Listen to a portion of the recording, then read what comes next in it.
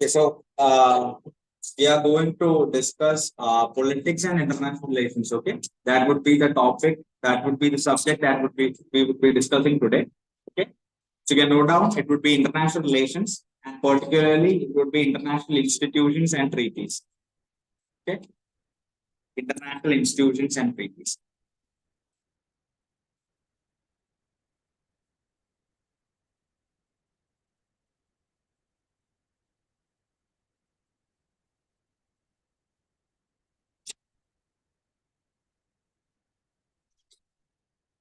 So, which is the most famous international institution which you know? United Nations. Other than that, World Bank, IMF, UNESCO, WHO. Any other organizations which you know? WTO. Those are basically regionalized organizations, regional groupings. Yeah. So we'll begin with the first and the basic organization, that is the United Nations. Okay, the United Nations.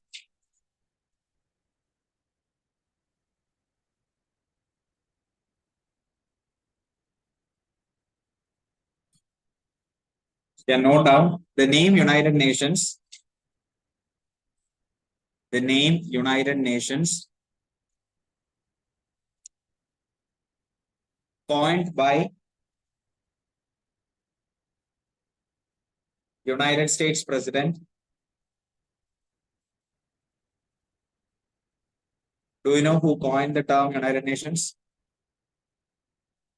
The former US President.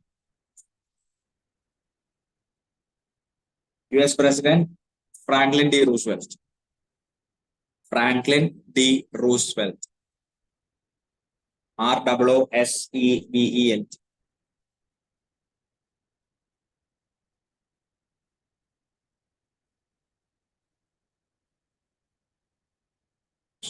Was first used in the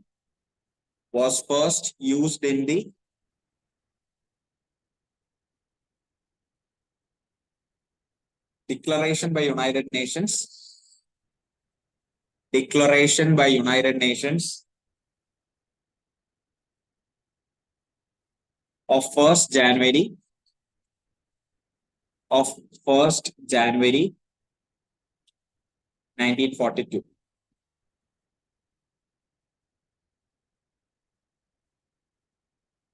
1st January 1942.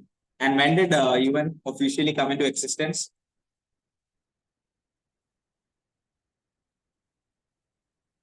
When did the United Nations officially come into existence? 1945. So you can note down. United Nations officially came into existence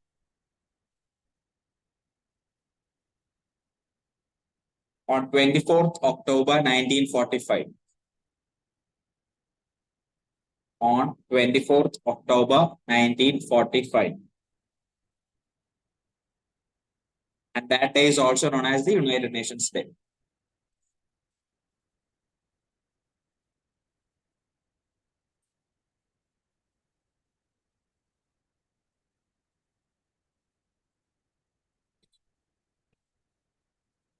Okay, as the next point, you can note down membership. You write membership, you put a hyphen, and then you write there are 193 countries.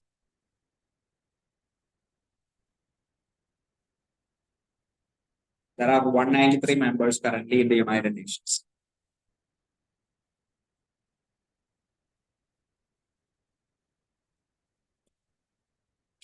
So you all might be knowing the things which I'm going to tell you, which are the principal organs of the United Nations. Okay. So what all are the principal organs of the United Nations? Which is it?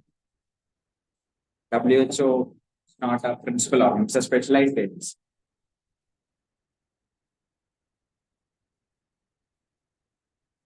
Which all are the principal organs of the United Nations? The things which you told, WTO, WHO, IMF, and all are the specialized agencies of the UN. Yeah. Security Council, General Assembly, those are the principal organs. Okay, so as the first principal organ, you can note down United Nations General Assembly. Write down the heading principal organs of the United Nations. And the first principal organ is the United Nations General Assembly, UNGA.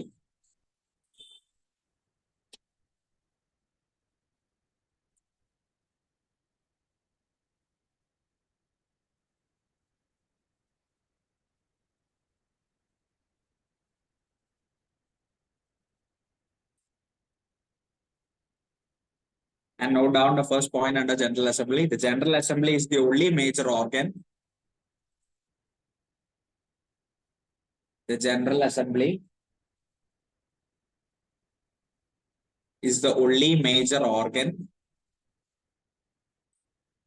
of the UN in which all members are represented. In which all members are represented.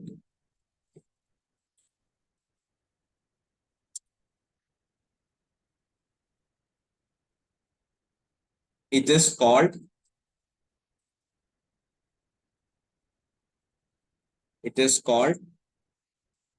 the Town Meeting of the World. The Town Meeting of the World. TOWN, Town Meeting of the World. And put that Town Meeting of the World in important form.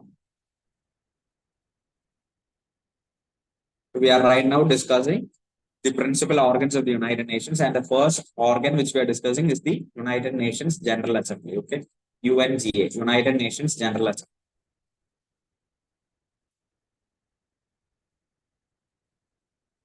So from that term itself, United Nations General Assembly, what do you make of it? What kind of an organ would it be, or what kind of an agency, what kind of an organ it would be? United Nations General Assembly and the what do you make out of it?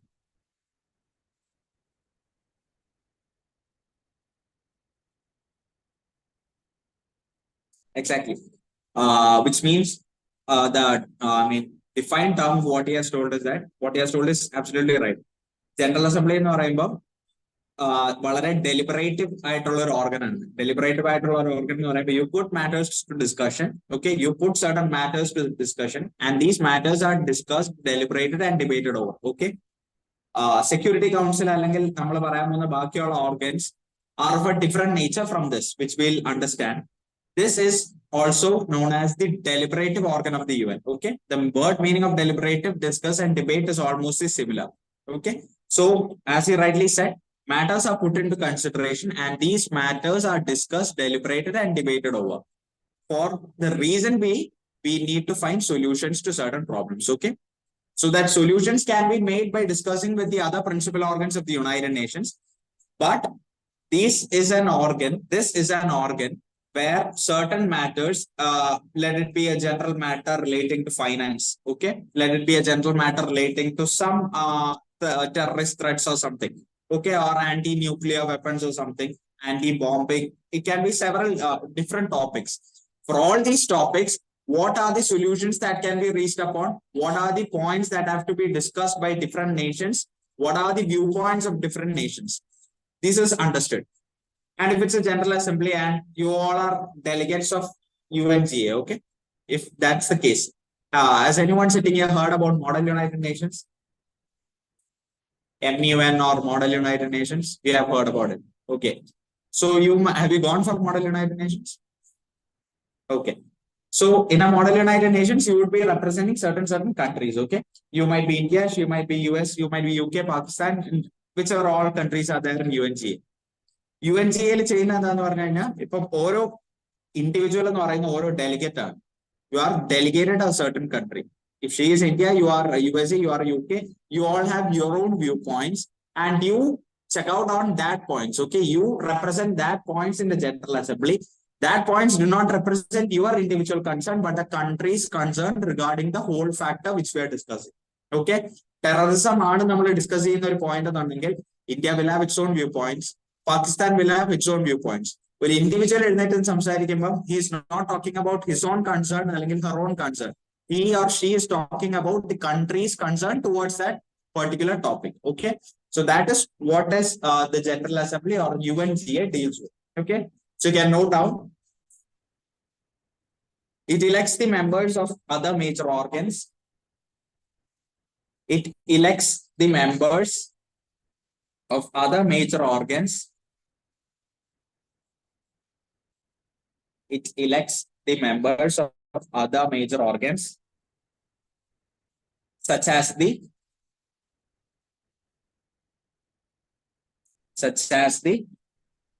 10 non-permanent members, 10 non-permanent members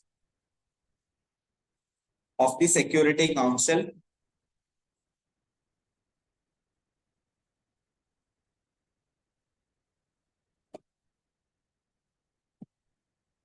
the 54 members of ECOSOC, ECO, SOC, okay? ECO, 54. 54 members of ECOSOC, ECO, SOC.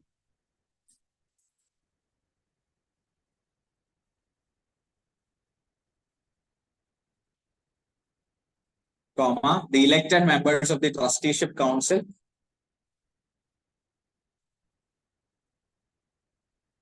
the elected members of the Trusteeship Council,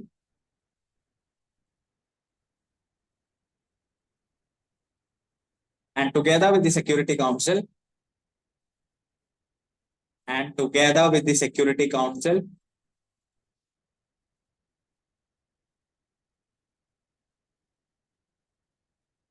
comma, the judges of the International Court of Justice, comma, the judges of the International Court of Justice.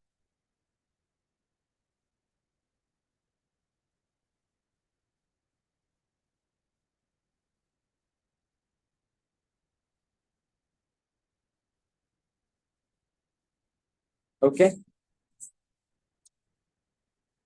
And one major point which you have to note down, which you have to highlight or mark is it appoints the Secretary General of the United Nations.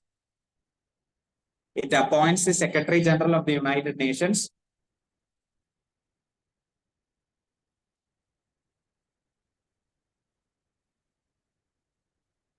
Upon the recommendation of the Security Council. It appoints the Secretary General of the United Nations or UN on the recommendation or upon the recommendation of the Security Council. It appoints the Secretary General of the UN or United Nations on the recommendation of the Security Council. Who's the present Secretary General of the United Nations? Antonio Guterres. And he is of which nationality? Is from Portugal. He was the former Portuguese minister. Okay. So the General Assembly, from where you've written that heading, you put a bracket and write it's the deliberative organ. Okay. You don't have to make up a point for that. From where you have written that heading, General Assembly, you just put a hyphen on that heading and write it's the deliberative organ. Deliberative organ. DELIBERATIB. Deliberative organ.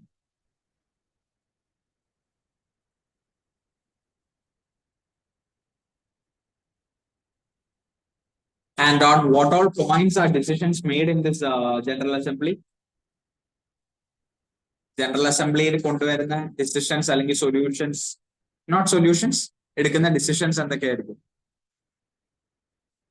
I've already told you the matters relating to what General Assembly discusses in their sessions. So what would be the points that would be discussed? What would be the decisive points that they would take?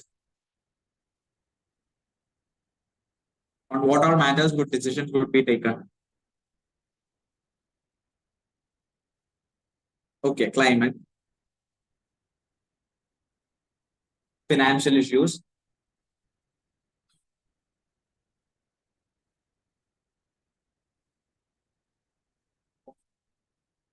exactly, certain elements related to terrorism, war, peace, etc. Okay, so you can note down on what matters are decisions made. Write down it as a question itself. On what matters are decisions made? On what matters are decisions made?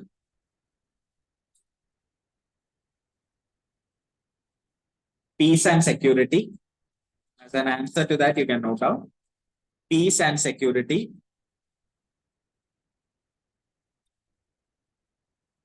Admission of new members. Peace and security. Admission of new members. Budgetary matters. Budgetary matters.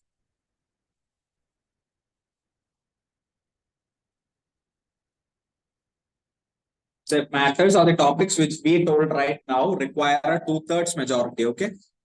These three matters requires a 2/3 majority.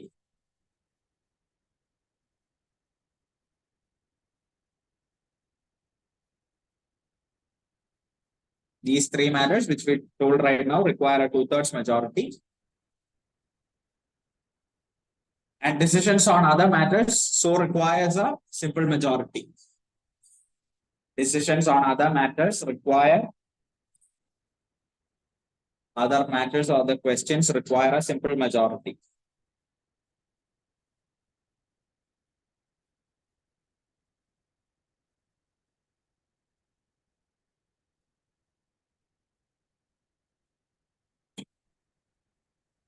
Okay, so we've been right now or till now we've been discussing the first principal organ of the United Nations, and this is one of the most important organs of the United Nations for the fact that there are 193 countries involved in the deliberative and discussion process of the United Nations. Okay, and one thing which you have to note down is that we are layering it down. First, we have the United Nations. Second, we have dividing it into certain principal organs, out of which right now we are discussing the General Assembly. And the General Assembly is 6 committees on it, okay, which we'll note down.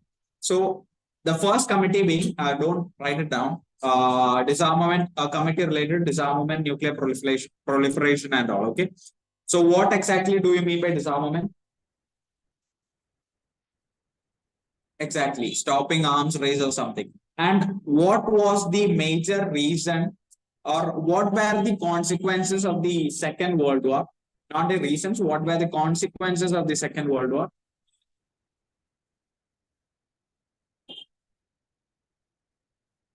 Yeah, formation of UN being one of the major consequences, a positive consequence.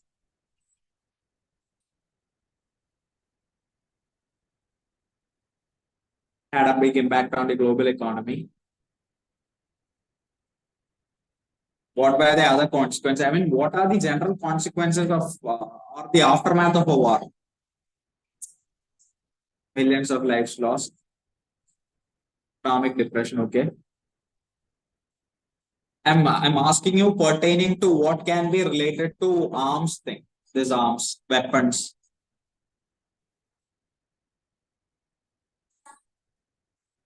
Exactly. So that is a point which we are going to discuss, okay. War obviously brings with it an arms race, okay.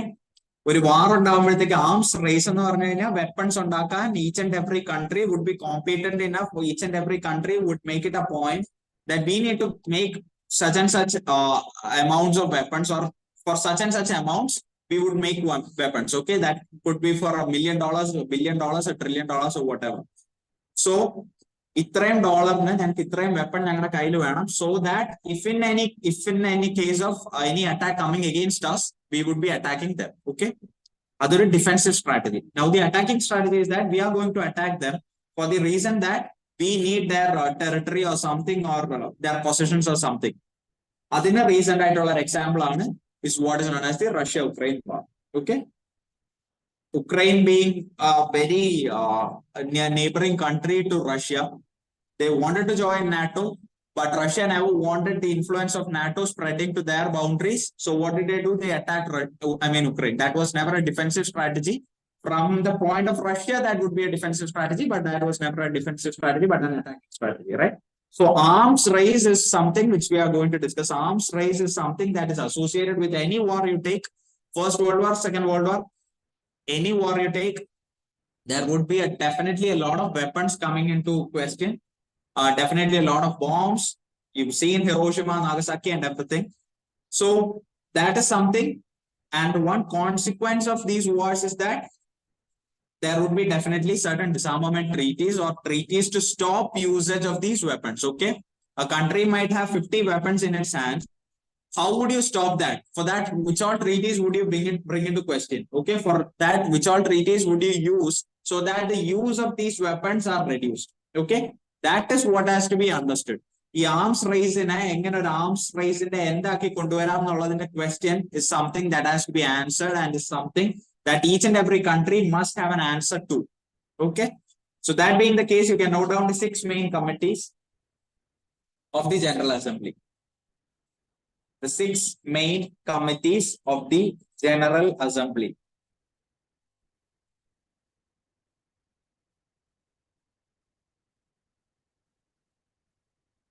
First committee is Disarmament and International Security Committee. Disarmament and International Security Committee. Disarmament and International Security Committee.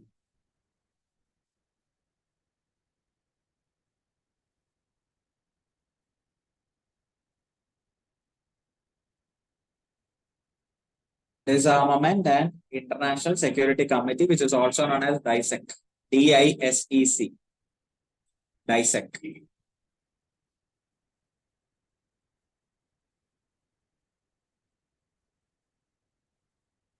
The second committee is the Economic and Financial Committee. Economic and Financial Committee.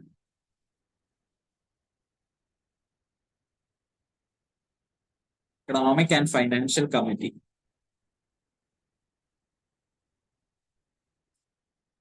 And what would be the acronym for that? I mean, short form of that. It is known as ECOFIN. ECOFIN. ECOFIN.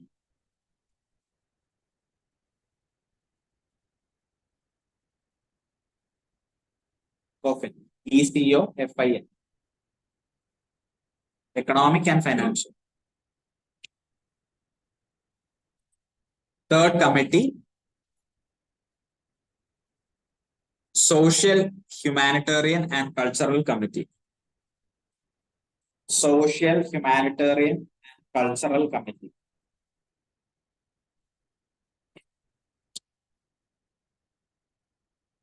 Social, Humanitarian and Cultural Committee.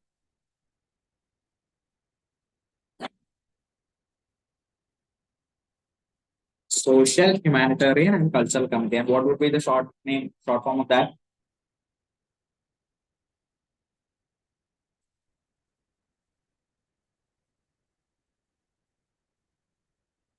It's SOCHUM, okay? SOCHUM. SOCHUM.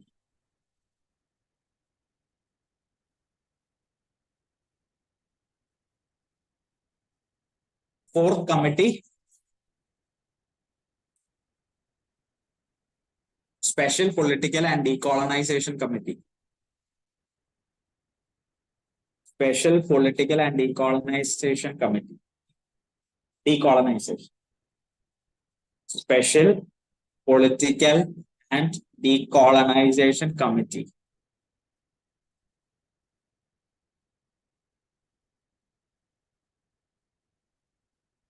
Fifth committee is Administrative and Budgetary Committee. Fifth committee.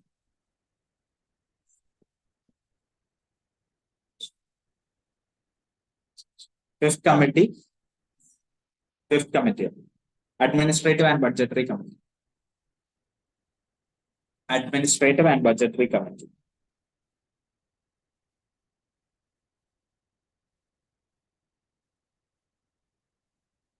And the last committee is the Legal Committee.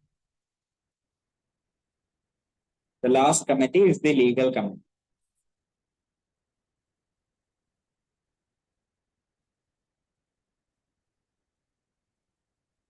Fourth committee is the Special Political and Decolonization Committee.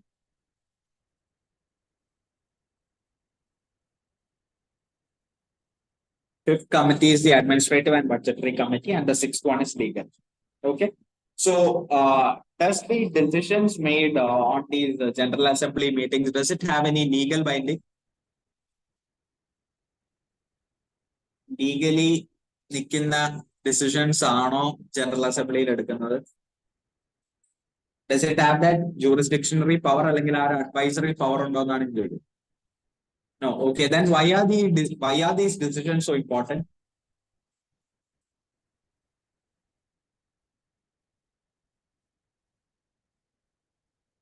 Okay. That can be one perspective of that. I mean, these are not legally binding. The decisions taken here are not legally binding. Then what can be the reason why these decisions stand so important to nations? One point is what you told. Legally binding Allah. I mean, it doesn't have that legal power. Legal power ഇല്ലാത്തൊരു കാര്യം normally existence-ൽ വരില്ല.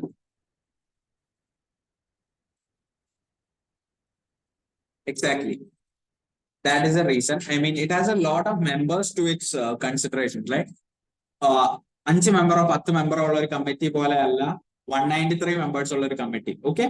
So the decisions that are made here, if not legally binding അല്ലെങ്കിൽ പോലും so remain, I mean, it remains so important due to the fact that there are so many countries. The strength of this committee is so huge. Okay. So the decisions made here are from the viewpoints of different countries. Or at the country, അല്ലെങ്കിൽ 5 country അല്ലെങ്കിൽ 10 country ഉള്ള ഒരു കമ്മിറ്റിയുടെ strength അല്ല 193 committees or I mean members ഉള്ള ഒരു കമ്മിറ്റിയുടെ strength. The strength is so huge. So the decisions made here are almost the decisions of the world. Okay, 193 രാജ്യങ്ങൾ അല്ലെങ്കിൽ 193 countries എന്ന് പറയുമ്പോൾ ഓട്ടോമാറ്റിക്കലി ഡിഫൈൻസ് ദി വേൾഡ്. ലോകത്തിലെ തന്നെ ഏതാണ്ട് കുറെ കൺട്രീസ് ആയി കഴിഞ്ഞു. Almost all the countries. So that is the power of the General Assembly. Even if it doesn't have that legal binding force upon it, upon the decisions made by it, it definitely do have certain members to its addition, right? അതിൽ almost powerful nations ഉണ്ട്, developing nations ഉണ്ട്, developed ആയിട്ടുള്ള nations ഉണ്ട്, Security Council ഉള്ള members ഉണ്ട്, almost all the nations. You take almost all the nations are there in the General Assembly. And that's what makes it such a deliberative organ and such a powerful organ of the United Nations. Okay, so you can note down the decisions of the Assembly or General Assembly or GA or something. The decisions of the Assembly have no legally binding force. The decisions of the Assembly have no legally binding force for governments. Underline that, okay? Have no legally binding force for governments, comma, but they carry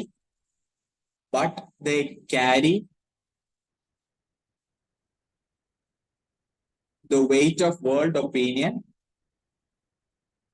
but they carry the weight of world opinion as well as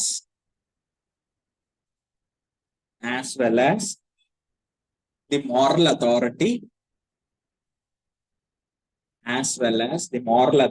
of the world community. As well as the moral authority of the world community.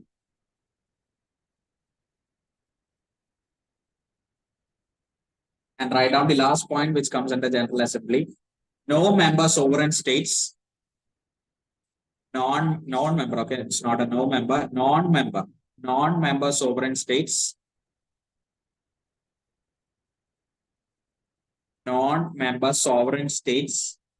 are free to submit a petition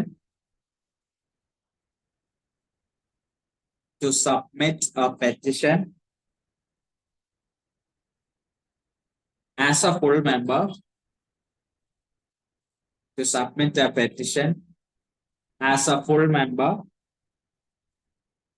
at their discretion. At their discretion. DISCRETIO. No members of non-member sovereign states are free to submit a petition to join as a full member at their discretion. Okay. So, I mean, that is the point or the advantage of the General Assembly, wherein it's not difficult to get into the General Assembly. Okay. Any country can join General Assembly provided it follows the guidelines of the UNGA and the United Nations Charter.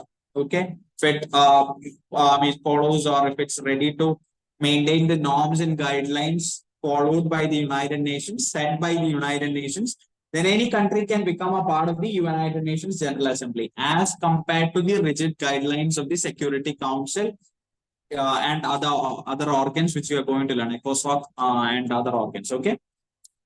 So this being one of the most non-rigid organs of the United Nations, that makes it this as one of the most powerful organs of the United Nations body. And what can be the reason for that? The strength of this organ is so huge. The decisions made on these organs are not legally binding, but still it considers the opinion of almost all the countries in the world. The reason why this is the principal organ or why this is one of the major organs or why this is the best, I mean, the most powerful organ in this United Nations is because almost all the powerful nations, the developing nations, the developed nations, the less powerful, the least powerful, all the nations are a part of this. Okay. Unlike Security Council, ECOSOC, and other principal organs that are there. Okay. So that makes this organ a very unique organ in the context of the United Nations. And the points which you have underlined and marked are specifically important when it comes to prelims as well as the mains exam also. There have been several questions relating to the principal organs of the United Nations and the specialized agencies of the United Nations. So you now go through what we have written under this. Whatever you feel important, you mark those points, okay? And you just go through what we have written right now, and we'll start with Security Council.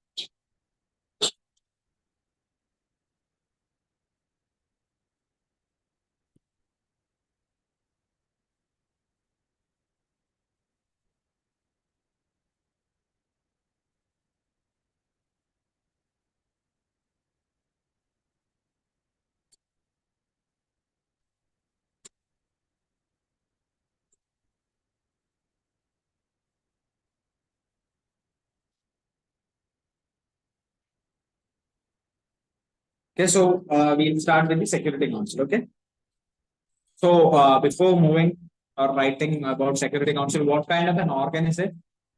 What kind of an organ is UNGA?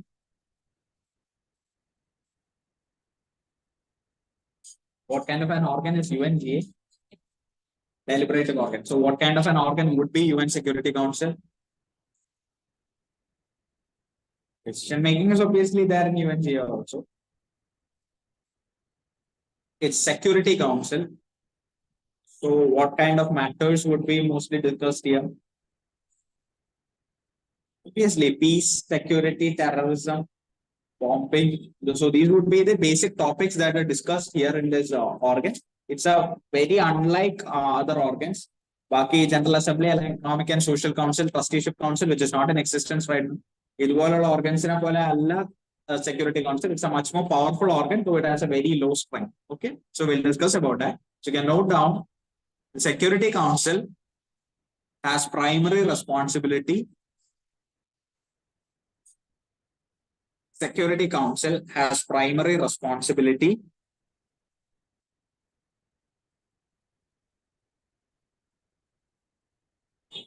under the charter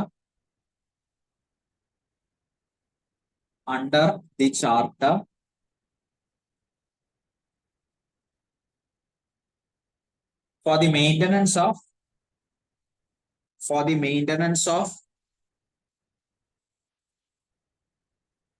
international peace and security. For the maintenance of international peace and security.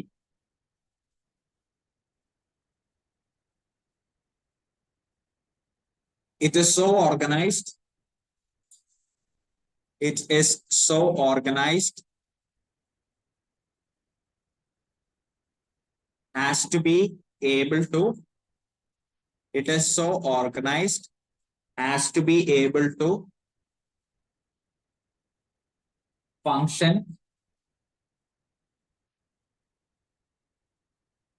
continuously.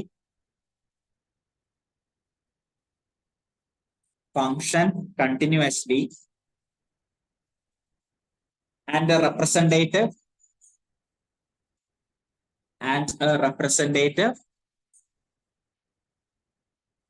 of each of its members, and the representative of each of its members must be present at all times at the United Nations headquarters or UN headquarters. Must be present at all times at UN headquarters.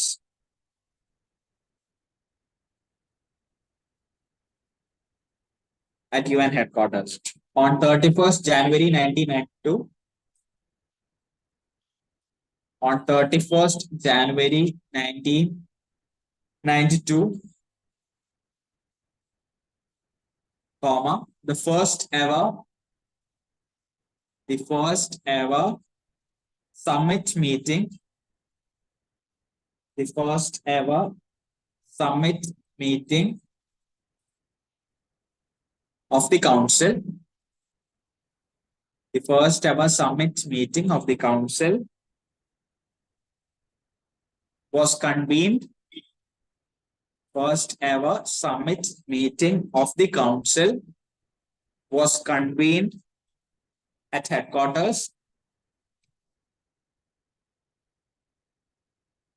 Attended by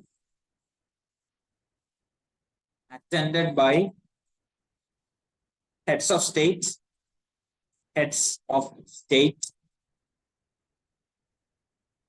state and government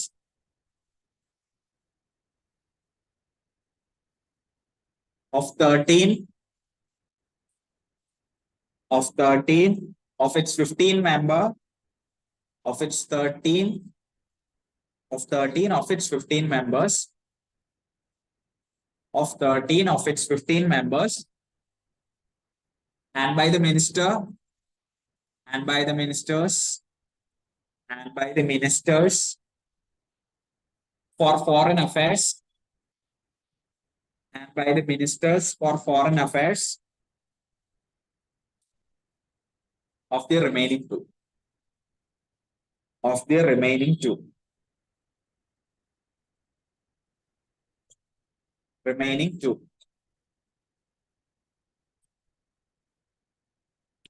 Okay. So this is the thing regarding the Security Council. How many members are there in the Security Council? 15 members, out of which what is the division?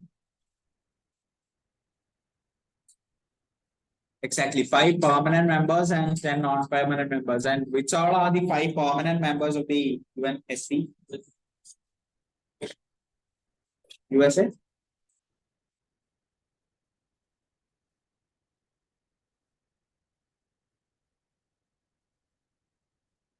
USA, UK, China, France,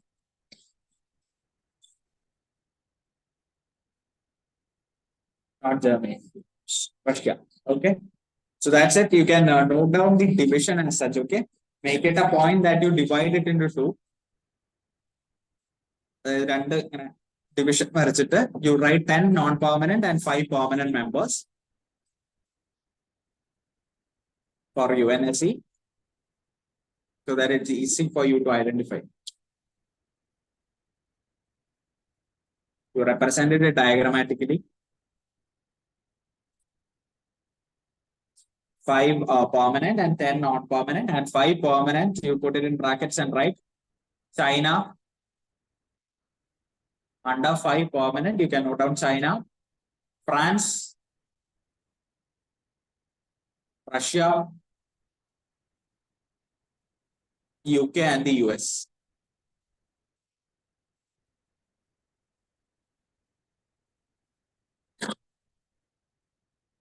China, France, UK, US, and Russia. Okay. So what is the major power that these 5 permanent members have? So what is a veto power? Okay.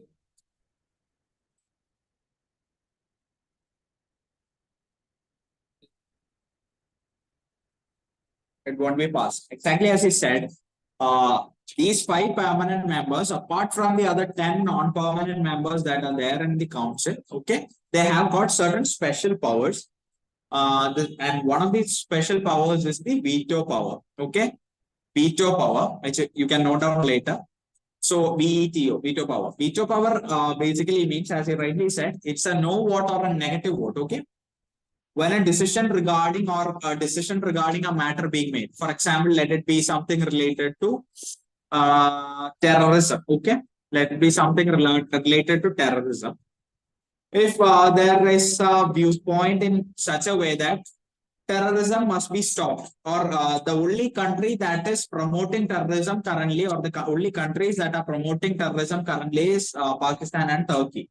Okay, that is the statement made. This is just an example, a hypothetical situation.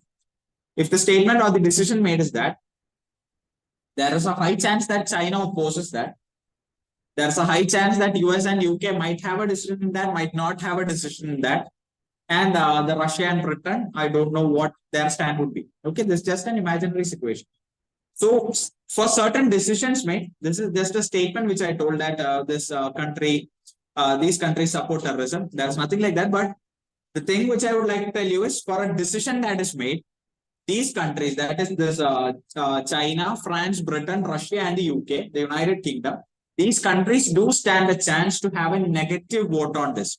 And if any of these countries present a negative vote, then that matter won't be considered anymore, or that decision would not be reached upon. Okay. So that is the power of these nations.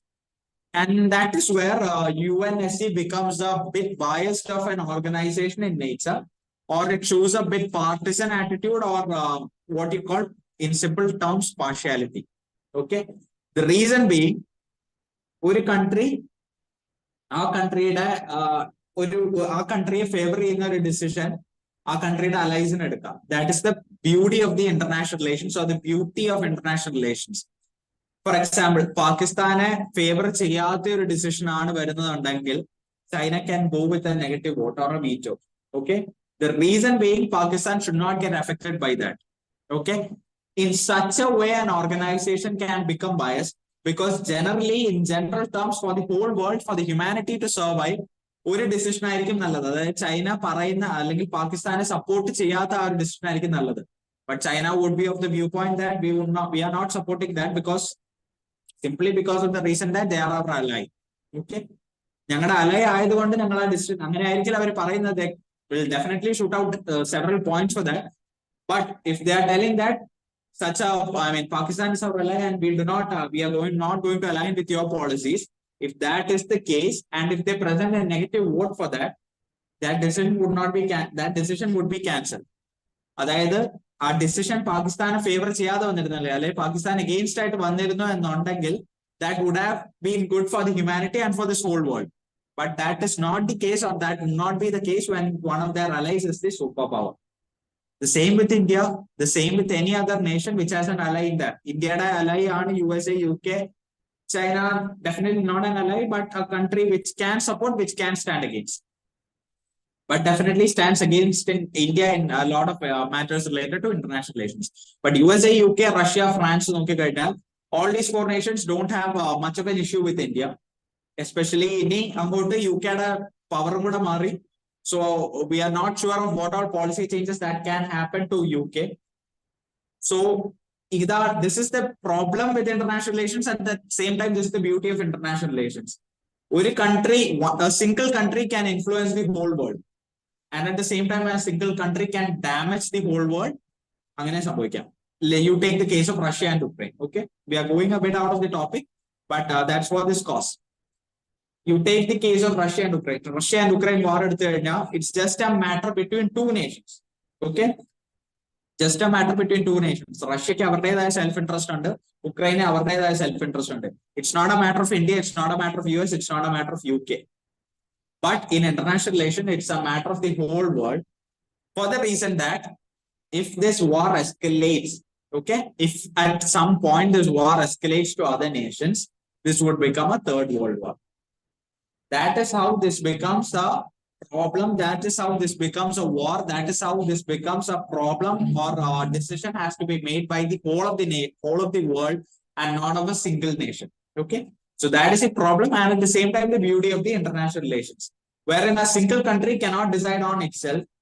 A single country cannot bring a decision to the whole world, but at the same time, a single country can influence the whole world.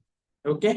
So that is one thing related to UNSC. The point which I was trying to make is that UNSC at some time can become a biased organization.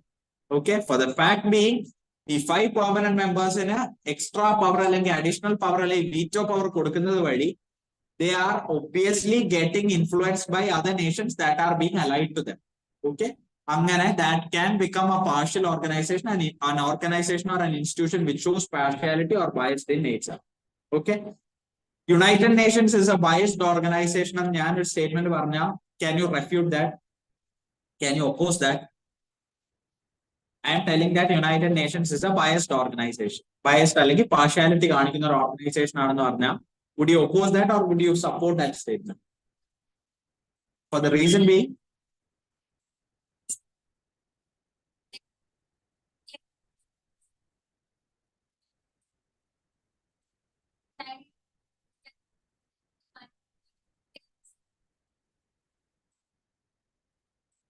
okay, that is a very valid point which is stated. India permanent member, it has all the qualifications and merit to become a permanent member, yet it's not a permanent member of the United Nations. Even when the other 4 nations are okay with it, China is not okay with it, and they do have a specific reason for that, but the reasons which they lay down are completely different from what we know. Okay, so that is one point. I'm asking you, United Nations as a whole organization is a biased organization. Security Council is an organ. As a whole organ, I'm asking you, as a whole body, as a whole institution, as a whole organization is biased. You can oppose that statement. You can support that statement in any which way. She told one point relating to that. It's the reason being, many people, then the viewpoints. ഒരു view point എന്ന് പറയുന്നത് is going against that. That is UN അല്ലെങ്കിൽ UN supporting that. UN എന്ന് പറയുന്നത് ഒരു biased organisation ആണ്. Okay. That being one viewpoint. The reason being, അതിന്റെ reason എന്താന്ന് പറഞ്ഞു കഴിഞ്ഞാൽ UN is highly influenced by the United States of America. Headquarters നോക്ക്, you take down the shares, you take down the profit, I mean the shares or the amount of money that is being laid down by the US in the United Nations is so huge. If in the case Russia-Ukraine വാറിന് പകരം US-Russia വാറാണ് നടക്കുന്നതെന്നുണ്ടെങ്കിൽ I don't know what kind of a take would UN take on that. Okay, that is the case with the United States because UN is dependent on the United States is what is a general state. Okay, any opposite to that, United Nations is not a biased organization. Now the points which you can note down for that is Russia-Ukraine war, other wars, during the time Israel-Palestine, you take many other wars for that reason, Vietnam crisis, the Congo crisis, Democratic Republic of Congo crisis of 1960s, 70s, all the wars you take, all the crises you take, India-China escalation of wars, the Cuban Missile Crisis, all these things, okay, all these things which you have to note have never escalated into a third world war. Okay, ഒരിക്കലും അതൊരു third world war ആയിട്ട് escalate ചെയ്തിട്ടില്ല. So the reason you can note down for that is ഒരു party എപ്പോഴെങ്കിലും UN ഭയങ്കര biased ആയിട്ട് support ചെയ്തിരുന്നു എന്നുണ്ടെങ്കിൽ ഒരു തേർഡ് വേൾഡ് വാർ ഉണ്ടായേനെ. ഓക്കെ, ഇന്ത്യയും ചൈനയും തമ്മിൽ സപ്പോർട്ട് ചെയ്യുന്ന അല്ലെങ്കിൽ വാർ നടക്കുന്ന സമയത്ത് ചൈന എക്സ്ട്രീം ആയിട്ട് UN സപ്പോർട്ട് ചെയ്ത് കഴിഞ്ഞാൽ ഒബ്വിയസ്ലി ഒരു തേർഡ് വേൾഡ് വാർ ഉണ്ടായേക്കാം. But they have never done that. Okay, that is one point which you can note down. I mean, not note down, but you can keep it in your mind, saying that United Nations is not a biased organization. Biased organization ആണെന്ന് പറയുന്നതിന് one point is something which she told relating to UNSC, and the other thing is the US influence on UN. The third thing is UN has never done anything, I mean, really huge in terms of war. Russia-Ukraine war നടന്നു, millions of life നഷ്ടപ്പെട്ടു. ഇതൊരു വേറൊരു view point. India-China വാർ നടക്കുന്നു, സോൾജേഴ്സിന്റെ അല്ലെങ്കിൽ സിവിലിയൻസിന്റെ life നഷ്ടപ്പെടുന്നു. You take several other wars for that reason. Okay, India-Pakistan issue, which has been there for decades. ഇങ്ങനെയുള്ള ഓരോ വാർ എടുക്കുമ്പോഴും how many times have you noticed that UN intervention was proper? ഒരു proper UN intervention ഉണ്ടായെന്ന് നിങ്ങൾക്ക് പറയാൻ പറ്റും? No. The reason being United Nations ഒരു biased organization ആയതുകൊണ്ടല്ല, but has it been so effective എന്നുള്ളത് is always put into doubt or is always put into question. Okay, so these are the certain things which you must answer, especially in terms of civil service or other competitive examinations. These are the things which you must understand. Whenever you study, as I always tell, you must be able to understand the WH questions of that. What, why, where, when, and how. Okay, any organization, any institution, you study anything, what, why, എന്തിന്, എപ്പോ, എങ്ങനെ, അത് എവിടെ വെച്ച് സംഭവിച്ചു, എന്തിന് സംഭവിച്ചു, what was the date in which that occurred, what is the establishment date of this organization. You must be able to answer this WH questions. Okay, if you are able to answer these WH questions to certain topics, then you have almost done good in that topic. Okay, so you must be clear regarding how UN as an institution established when it comes to civil service and other competitive examination, where it requires a descriptive form of writing. Mains അല്ലെങ്കിൽ അതുപോലെ descriptive, I'm not talking about MCQ type of questions. I'm talking about descriptive type of questions wherein you have to put out your points. There, question might be UN has been a watchdog of security. അല്ലെങ്കിൽ UN has been good in certain areas, but has it lacked intervention in the recent decades? നാണ് question എങ്കിൽ you must be able to put out your points. ആ points എഴുതുന്നതിലും അല്ല കാര്യം, you must be able to defend your points. Okay, UN ഒരു biased organization ആണെന്ന് നിങ്ങൾ പറയുന്നുണ്ടെങ്കിൽ definitely you must have points to defend that. Okay, so if you are able to answer these type of questions, then you are doing good. Okay, so you can note down some points related to UN Security Council. It is designated as the next point you can note down. It is designated to be. It is designated to be the UN's only action agency. The UN apostrophe S, UN's only action agency. Only action agency, and is often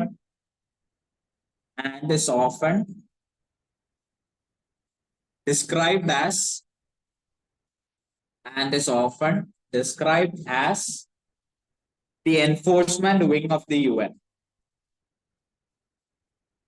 and is often described as the enforcement wing of the UN.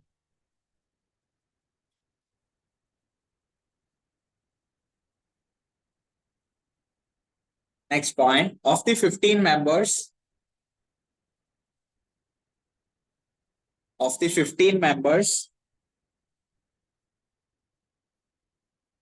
this is something which you have written, 5 are permanent and 10 are non-permanent. Okay.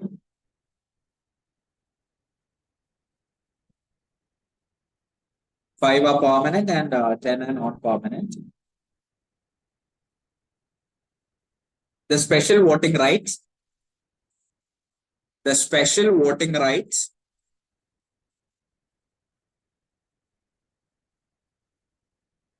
of the permanent members.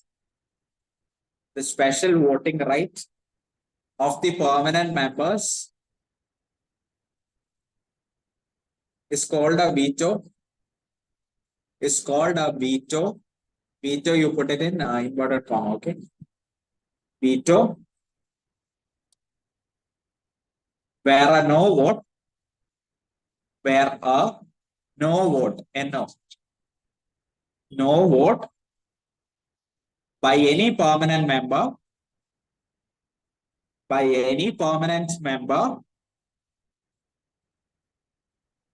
defeats the question under consideration.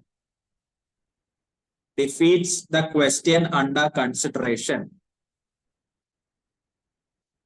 Where a no vote by any permanent member defeats the question under consideration. The presidency of the council. The presidency of the council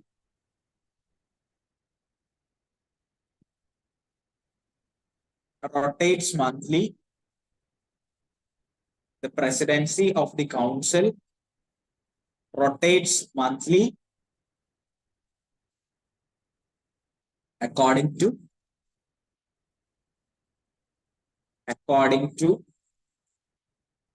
English alphabetical listing of its member states. English alphabetical listing of its member states.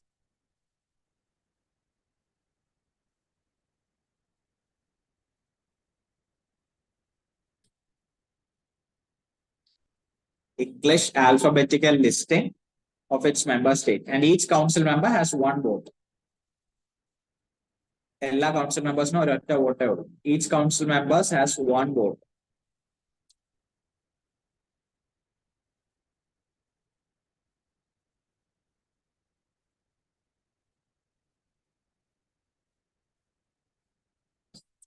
Decisions on procedural matters.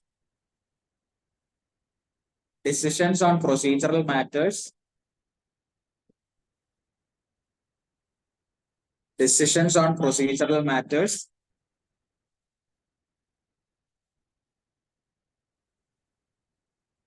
are made by decisions on procedural matters are made by an affirmative vote. An affirmative vote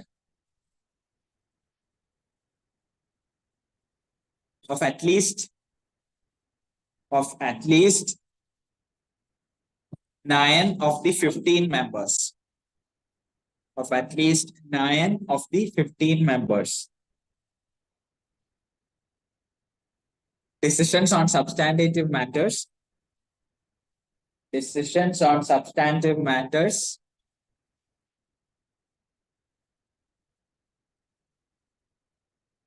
decisions on substantive matters require 9 votes.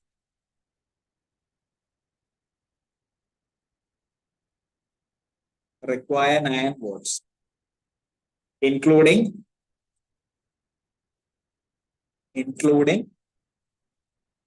the concurring votes,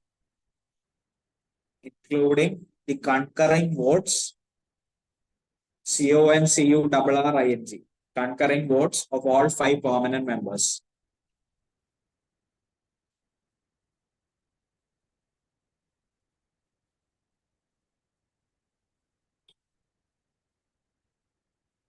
This is the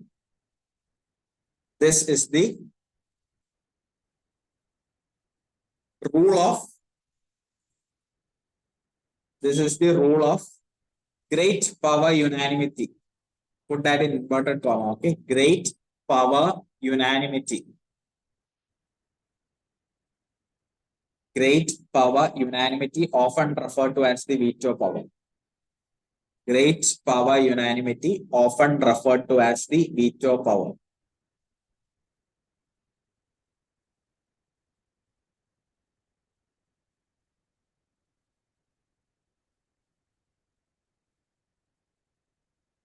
And the last point which you can note down as SC has the power. SC in Security Council. Okay, SC has the power. SC has the power to take decisions. Which member states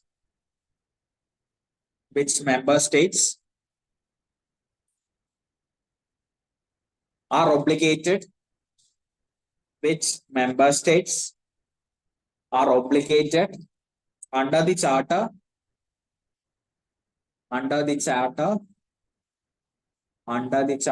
to carry out.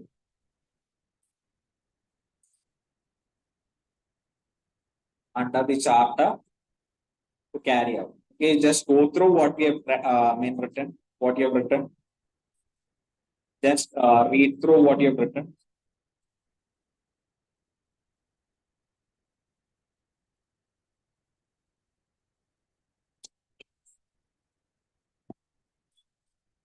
I'll give you the list. I'll tell you the list.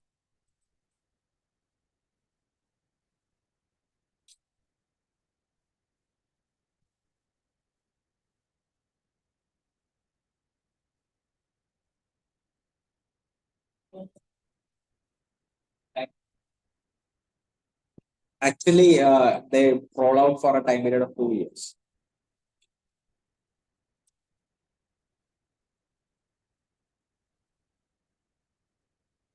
Disaster management? It depends upon the organ of the UN, but UN the field disaster.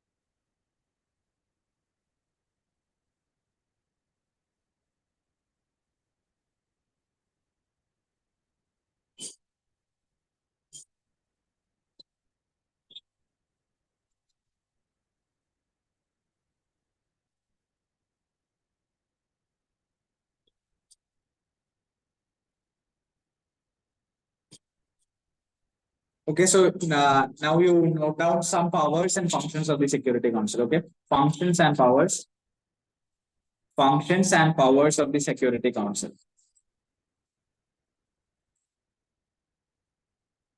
Functions and powers of the Security Council.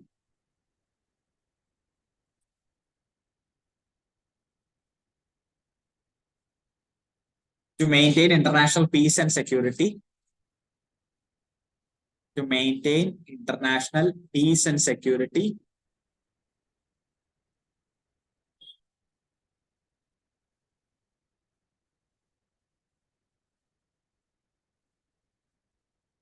to investigate, next point, okay, to investigate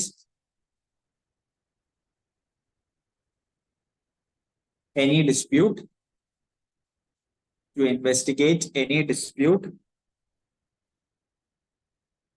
or situation, to investigate any dispute or situation which might lead to international friction, which might lead to international friction,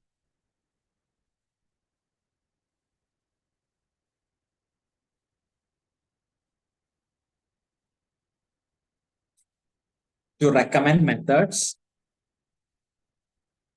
to recommend methods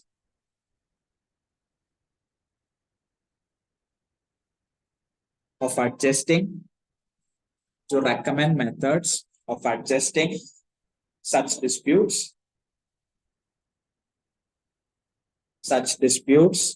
on the terms of settlement, on the terms of settlement,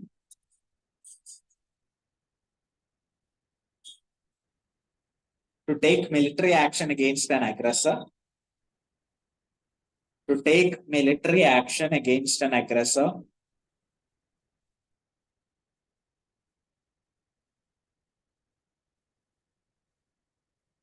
to recommend the admission of new members, to recommend the admission of new members,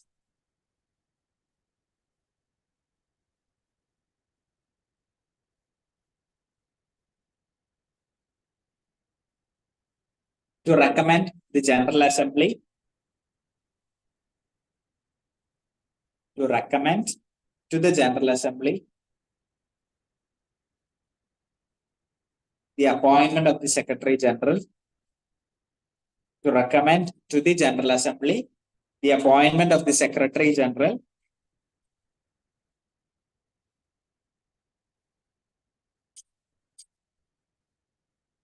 and together with the Assembly, and together with the Assembly,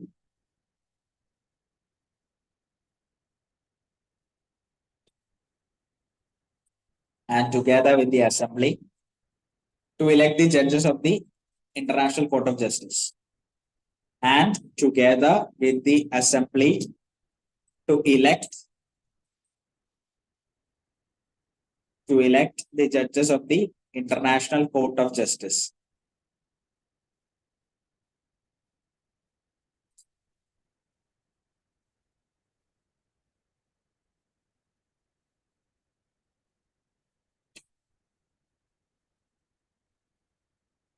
Okay, so to elect the judges of the International Court of Justice. So what are the these are the functions and powers of the Security Council. Okay, so we have studied, I mean, we have noted down certain things regarding Security Council, and we have told that is an organ of the UN. This is one of the principal organs of the UN, which deals with the maintenance of international peace and security. The major points which you have to remember here is regarding the 5 permanent and non-permanent veto power. Okay, these are certain points which you must remember, and also regarding the international peace and security. Okay, also regarding the functions and powers, international peace and security. What all are the major functions and powers of the Security Council? Okay, these are the points which you must keep in mind for any examination. Okay, so next we'll move on to the Economic and the Social Council. Okay, the Economic and Social Council. Just take down the heading. The Economic and Social Council. We'll discuss certain things related to that, and then we'll write.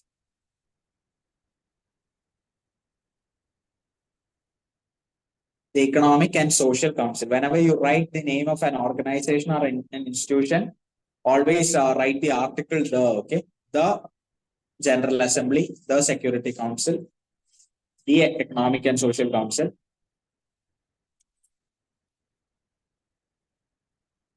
Okay, so what would be the Economic and Social Council? The Economic and Social Council, what would be the meaning of that? General Assembly, Security Council, now you have an idea regarding that. What would be this Economic and Social Council? I mean, as the name says, pressing economic and current economic and social issues in a cover. Okay. That is the basic agenda. That's the basic motto of this organization. Okay. I'll ask you a question. After the Second World War, okay, what would have been the most pressing issue for this organ? Exactly. The Second World War കഴിഞ്ഞ 1945 39 to 45 period Second World War there were basically two powers, Axis powers and Allied powers in that war. And irrespective of who won this war, ആര് ജയിച്ചു എന്നുള്ളതിനുപരി അല്ലെങ്കിൽ ആര് ജയിച്ചു എന്നുള്ളതല്ല, that is not a matter of consideration for United Nations. The matter of consideration or the question under consideration for them was how would we bring reconstruction to the countries which have got destroyed. Okay, എങ്ങനെ relief and reconstruction കൊണ്ടുവരും to the countries which got destroyed during the war, right? That was their major point of question, or that was their major point of concern also. United Nations in the major plan was to bring about a reconstruction policy for the countries. I mean, a lot of countries were hit by war during the Second World War. അതിൽ തന്നെ developed ആയിട്ട് the nations were involved in this war. Like the so-called powerful nations were involved in this war. So it was a time for them to ask, how would we bring back the economy? How would we bring back the economy in such a way that there is a controlled inflation, അല്ലെങ്കിൽ ഒരു ഇൻഫ്ലേഷനും ഡിഫ്ലേഷനും ഒന്നും ഇല്ലാത്ത ഒരു stabilized economy? How would we bring back that? Obviously, the prices were shooting high. Breadന് പോലും it was at a rate, normal breadന്റെ case എടുത്താൽ പോലും it was at a rate which normal people could not buy. Okay, and ഒരു കാര്യം നിങ്ങൾക്ക് മനസ്സിലാക്കാനുള്ളത്, വാറിന്റെ സമയമായിരുന്നു. Obviously, people did not have any money with them after the war. Okay, after the war, money എവിടെയാ? They did not have house, they did not have shelter, they don't have any basic needs, basic amenities to survive. Yet the prices were rising high because demand was very high and this supply was very less for the things. Supply കുറഞ്ഞു എന്ന് പറഞ്ഞു കഴിഞ്ഞാൽ obviously factors ഇല്ലായിരുന്നു അവിടെ.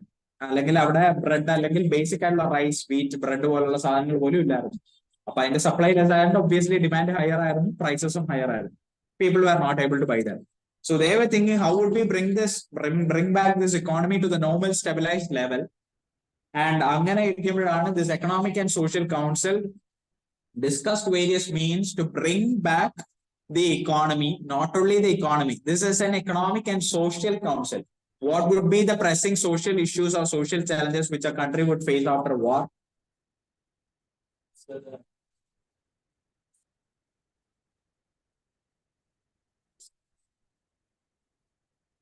Prisoners of war issues. Okay, I mean, I'm asking, ഇപ്പം ഇന്ത്യയിലുള്ള പ്രശ്നങ്ങൾ, ഇന്ത്യയിൽ പ്രത്യേകിച്ച് ഇപ്പൊ ഒരു വാർ ഒന്നും ഇല്ലായിരുന്നു, but what are the pressing issues India faces society ആയിട്ട് relate ചെയ്യുമ്പോൾ? Social, refugee crisis is definitely there after a war. Poverty is there, unemployment is there. I mean, these are the current issues of India as well. India's current issues are, I'm not talking about that. പക്ഷെ അന്നത്തെ കാലത്ത് വാർ കഴിഞ്ഞപ്പോഴും this, as she rightly said, refugee crisis was there, poverty was there, obviously war കഴിഞ്ഞു, unemployment is there. അപ്പം ഇങ്ങനെയുള്ള social ഇഷ്യൂസിനെ construct ചെയ്യണം. അതിന്റെ ഒപ്പം അല്ലെങ്കിൽ balancing that or equating with that economic ഇഷ്യൂസും കൺസിഡർ ചെയ്യണം. So this was a very major challenge. ഇത് കേൾക്കുമ്പോൾ ഭയങ്കര ഈസിയാണ്, this seems very easy, but it was not very easy. ഒരു യുണൈറ്റഡ് നേഷൻസ് അല്ല ഏതൊരു ഓർഗനൈസേഷനും it was tough. And I don't know how many of you have heard about the League of Nations. There was an organization called League of Nations. How many of you have heard about that? Okay, so there was an organization called League of Nations that was formulated after this First World War. Okay, not after the Second World War, First World War. First World War time period അറിയാവുന്ന ആരൊക്കെയുണ്ട്? Exactly 1940 to 1920 time period this First World War happened. Exactly 1990. So after this, this League of Nations, okay, also known as the LON, was formed, similar to the United Nations. പക്ഷെ United Nations follow ചെയ്തിരുന്ന അല്ലെങ്കിൽ ഇപ്പൊ follow ചെയ്യുന്ന കുറച്ച് policies and agendas were not there in the League of Nations, and so it was a failure organization, or it was a failed organization. The reason ഇത് failed ആവുന്നപ്പോഴാണ്, ഒരു organisation failed ആവുന്നപ്പോഴാണ്, അതിനെ basic ആയിട്ട് അത് ചെയ്യേണ്ട കാര്യം ചെയ്യാണ്ടിരിക്കുമ്പോഴാണ് ഒരു ഓർഗനൈസേഷൻ ഫെയിൽ ആവുന്നത്, ഏതൊരു ഓർഗനൈസേഷൻ ആവട്ടെ. ലീഗ് ഓഫ് നേഷൻസിനെ കൊണ്ടുവന്നത് ഇനി ഒരു സെക്കൻഡ് വേൾഡ് വാർ ഉണ്ടാകാതിരിക്കാനാണ്. ആൻഡ് ലീഗ് ഓഫ് നേഷൻസ് ഉണ്ടായിട്ടും ഒരു സെക്കൻഡ് വേൾഡ് വാർ ഉണ്ടായി in 1939 to 45 ടൈം പീരിയഡ്. അതിനുശേഷമാണ് that was I mean scrap ചെയ്തു that was scrapped and United Nations came into effect. അപ്പം ഈ League I was talking about this thing. Every time വാറിന്റെ consequence ആയിട്ട് നമുക്ക് വേണ്ട കുറച്ച് സാധനങ്ങളാണ് peace conference, peace treaties, economic reconstruction, social reconstruction, ഇങ്ങനെയുള്ള കാര്യങ്ങൾ. അതിന്റെ ഭാഗമായിട്ടാണ് ഫസ്റ്റ് വേൾഡ് വാർ കഴിഞ്ഞപ്പോൾ ലീഗ് ഓഫ് നേഷൻസ് വന്നത്, സെക്കൻഡ് വേൾഡ് വാർ കഴിഞ്ഞപ്പോൾ യുണൈറ്റഡ് നേഷൻസ് വന്നത്. United Nations was far more effective than League of Nations in that case. പക്ഷേ these pressing issues, right? As we all have rightly said, poverty, prisoners of war issue, refugee crisis, unemployment, inflation, high prices, stagnant economy, ഇങ്ങനെയുള്ള ഒരുപാട് ഇഷ്യൂസിനെ face ചെയ്യേണ്ടി വരുമായിരുന്നു. And ഇതിലുള്ള ഏറ്റവും വലിയൊരു complicated thing is that ഒരു കൺട്രിയുടെ problem അല്ല മറ്റൊരു കൺട്രിയുടെ problem. Okay, India's issue is not US issue. Issues are different. The economy perspective is different. US ഒരു ക്യാപിറ്റൽ ഇക്കോണമിയാണ്, അല്ലെങ്കിൽ ക്യാപിറ്റൽ ബേസ്ഡ് ഇക്കോണമിയാണ്, ഇന്ത്യ ലേബർ ബേസ്ഡ് ഇക്കോണമിയാണ്. Those things have to be dealt with differently. അപ്പം ഈ വാറിൽ വരുന്ന സമയത്ത് രണ്ട് കൺട്രീസിന്റെ ഐഡിയോളജി ഡിഫറെന്റ്, നോട്ട് ഐഡിയോളജി, രണ്ട് കൺട്രീസിന്റെ എക്കോണമി ഡിഫറെന്റ് ആയിരിക്കാം, സൊസൈറ്റി ഡിഫറെന്റ് ആയിരിക്കാം, സോഷ്യൽ കൺസ്ട്രക്ട് ഡിഫറെന്റ് ആയിരിക്കാം. So UN has to treat different countries in different ways. Okay, so that is the thing that has to be understood. Keeping that in mind, you note down the first point regarding to ECOSOC. It is known as ECOSOC. It coordinates the working. It coordinates the working of the 14 UN 14. Okay, it coordinates the working of 14 UN specialized agencies. 14 UN specialized agencies, comma 10 functional commissions, 10 functional commissions, and 5 regional commissions. And 5 regional commissions.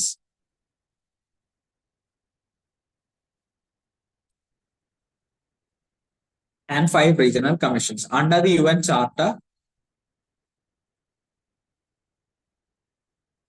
Under the UN Charter, the ECOSOC is responsible. The ECOSOC is responsible for promoting. ECOSOC is responsible for promoting higher standards of living, higher standards of living,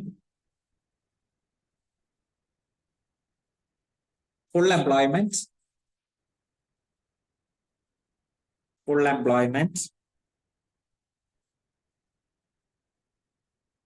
and economic and social progress.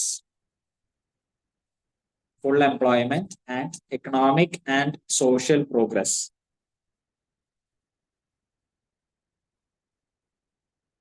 The ECOSOC has 54 members.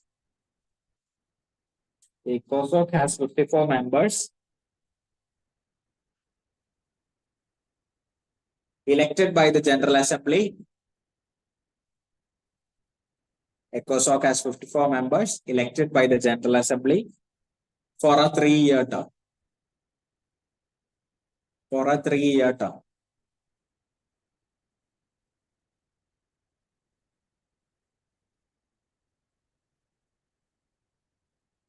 The ECOSOC's purview, the ECOSOC apostrophe S purview, PURVIEW.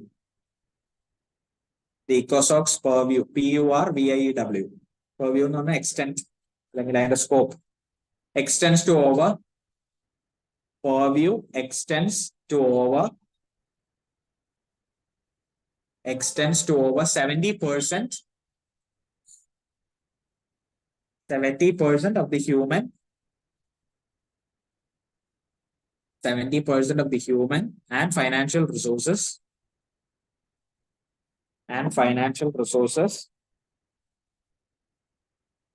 of the entire UN system.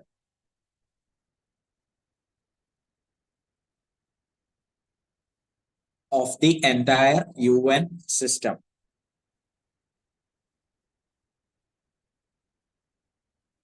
The initial objectives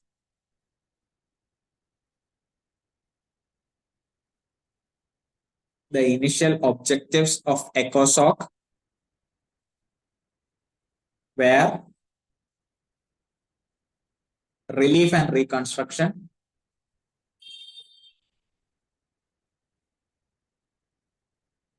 of war-torn areas. War-torn areas. TOR, war-torn areas. In recent years,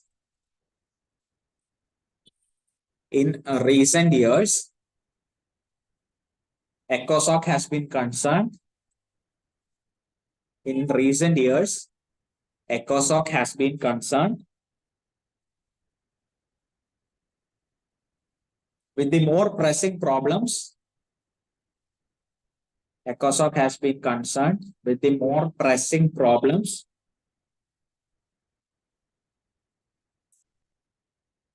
like flow of resources,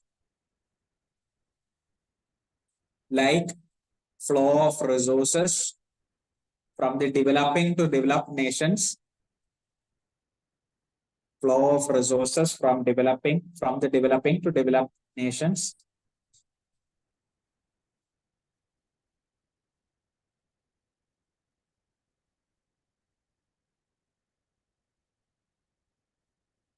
the external indebtedness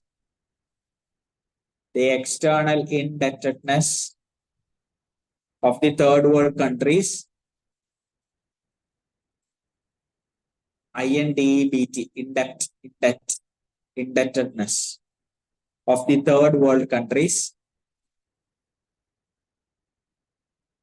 rising crime rates,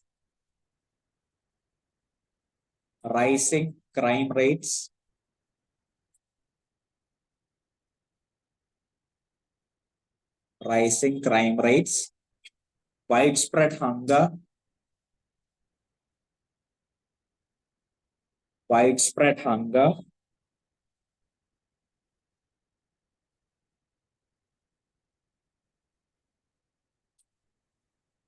malnutrition,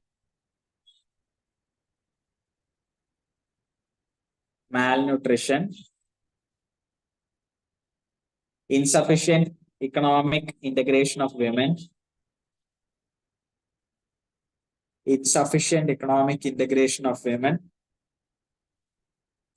What do you mean by insufficient economic integration of women?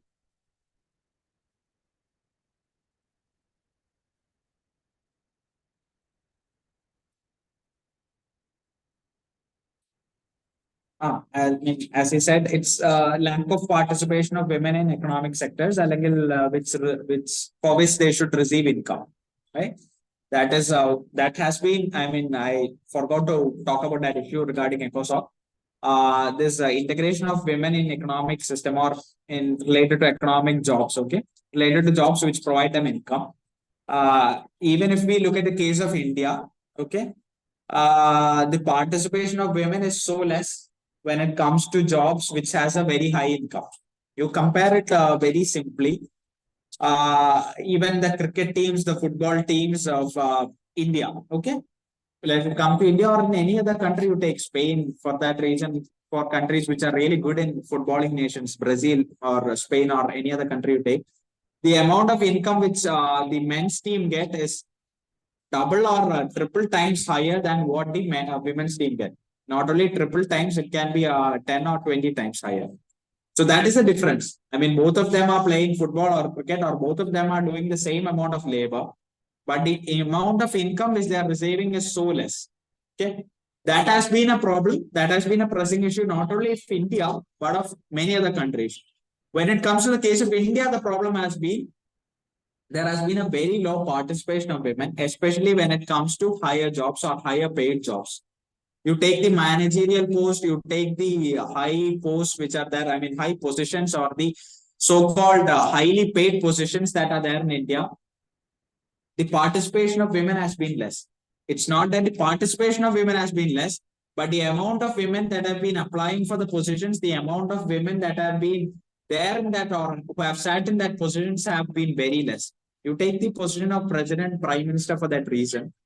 How many presidents and prime ministers have been there as women? It's very less. Okay, India has a very good amount of women in this country, but still the amount, I mean, the number of presidents or prime ministers or people who hold that key significant positions in India is very less. You take this cabinet or any other cabinet for this reason, how many women do you find? One or two, rarely. That site is very less. We don't see women that often. So that has to change, and that has a pressing issue also. Like poverty, unemployment, and other things which we talk, this is also a pressing issue, not only concerning India, but of the other nations too.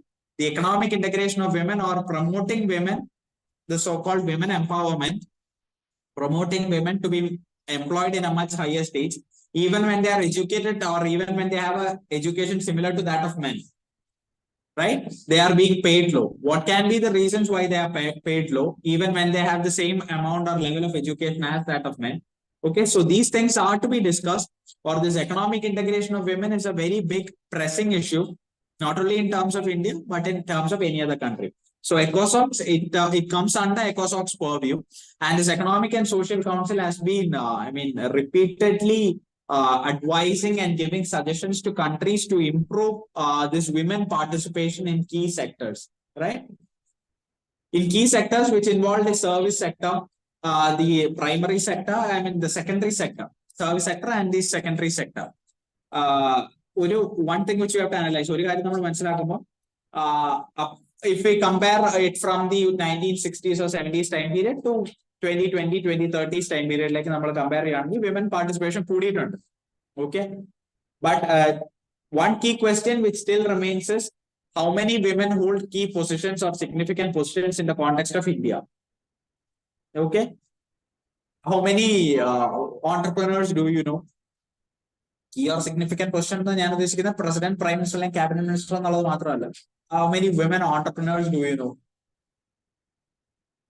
Who are, widely known. നമ്മുടെ ഒരു ഡിസ്ട്രിക്റ്റിലേക്ക് ഒതുങ്ങി നിൽക്കുന്ന women entrepreneurs അല്ല. How many women entrepreneurs do you know? Who are widely known?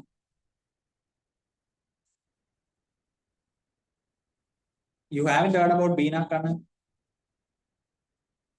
Okay, you have heard. But even if you take that case, how many men entrepreneurs do you know? Yusuf Ali, Andrew Tate, and there are many other entrepreneurs, right? You take, you take the list of entrepreneurs that are there and you compare it with men and women. The list of entrepreneurs that are there is very high, or is very extensive, or is very long when it comes to the case of men. So that is a pressing issue. Why aren't? Is it because women are not participating in these factors? That's not the case. Women are ready to participate. They have got a good level of education now. They are mostly empowered. They are getting empowered in almost all the countries. They do have the resources. But why is still the participation rate low?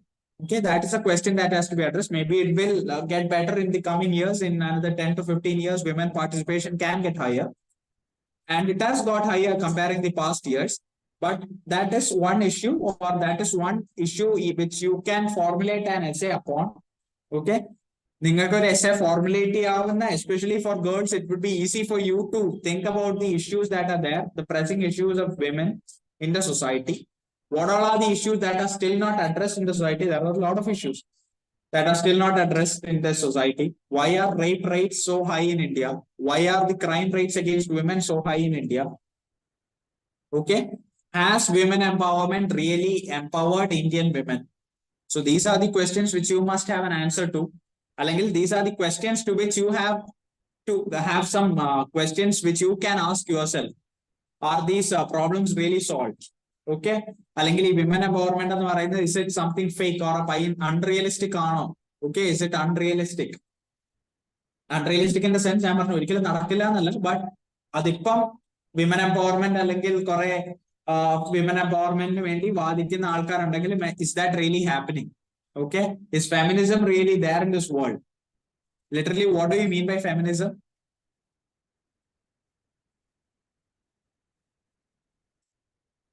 Yeah, that is actually equalism. Equalism is feminism. So equality of opportunity, equality of rights, equality of job applications അല്ലെങ്കിൽ equality of income men and women ഉണ്ടോ? So these are the questions which you must put into question, and you must formulate answers for that, okay, based on statistics. Okay, you collect proper data for that. I mean, Google can be a really good source for that. You take reliable sources for that, and you understand how why women are lacking behind. What is the reason why women are lacking behind even when they have a good level of education? Okay, as comparing to men, they have the same level of education, but why is it that they still don't any, or why is it that they hold very less significant positions as compared to men do? Okay, so these are topics. These are very general topics, and these are the topics which comes for civil service and other competitive examinations also. Okay, and you must have a list of women entrepreneurs. You must have a list of the people, I mean, the bold women that have been there in this country, like Indira Gandhi. You must have a list of the men, I mean, the world-known women. Okay, people who are known by this whole world, not only of in the case of Kerala or India, but in the case of the whole world. Okay, who all have been that popular, from India and from in the context of the whole world. സ്പെയിനിൽ നിന്നുള്ള ഒരു entrepreneur ആകാം. But first, what you should understand is കേരളത്തിൽ നിന്നുള്ള ഓണ്ടർപ്രണേഴ്സിനെ identify ചെയ്യുക, ഇന്ത്യയിൽ നിന്നുള്ള ഓണ്ടർപ്രണേഴ്സിനെ identify ചെയ്യുക, അല്ലെങ്കിൽ അതുപോലെ സിഗ്നിഫിക്കന്റ് പൊസിഷൻസ് ഹോൾഡ് ചെയ്യുന്നവരെ ഐഡന്റിഫൈ ചെയ്യുക. Okay, such kind of women who are non world wide, like Kalpana Chawla. Okay, they can be astronauts, they can be physicists, chemists, or whatever. ഏത് ഫീൽഡോ ആയിക്കോട്ടെ, are they being popular in the field that they are involved in? Okay, so that is something, and especially a question which girls can face in this civil service interview or any interview you go, is the certain questions related to women empowerment. Especially if your subject involvement area is political science, economics, or something related to this humanities or social sciences department, obviously you will have to face certain questions regarding, you will have to understand what are the pressing issues of women. Okay, especially in your district, in your locality, in your state, and in your country. After that, you can go to the pressing issues of the whole world which the women faces. Okay, so that this is something which girls should face as, I mean, girls will face as in the interview questions, and some questions which boys or men will face in the interview questions as well as in the examinations to come, is certain relate, I mean, questions related to why women aren't placed high as men. Okay, so we must be able to, men must be able to give answers to that also. So I mean, this is not this is a very gender neutral question. Anyone should answer that. Anyone should be able to answer that, irrespective of the gender, men, women, or whatever. A person must be able to answer why only men are involved in these high or significant positions. Okay, so that, I mean, I'm not talking about any labor that doesn't involve income. ജോലി ചെയ്യുന്നുണ്ട് പക്ഷെ income ഇല്ല, that is not an economic integration. When does economic integration happen? It happens only when there is income involved. ചെയ്യുന്ന ജോലിക്ക്, if you're getting a return, an economic or a monetary return for that, that's okay. Okay, so that's the thing which you have to understand. So we'll take a short break. Okay, we'll take a short break till 12, and we'll resume the class. We'll continue with EcoSoc. Okay, so you can take a break for 15 minutes.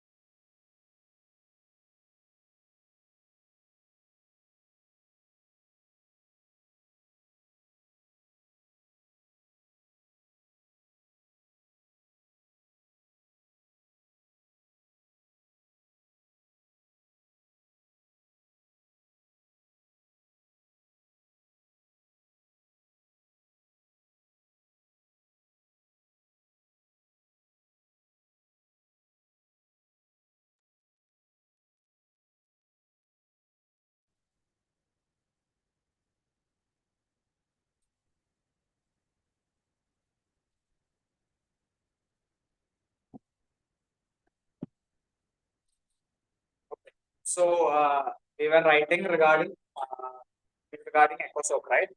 We have written till economic integration of women. So we can continue that economic integration of women, comma, human rights violations,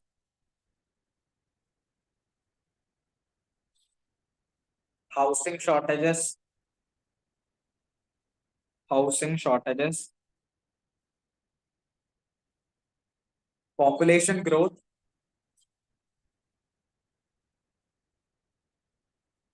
population growth,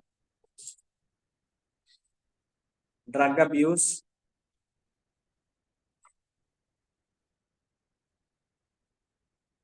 drug abuse, spread of AIDS,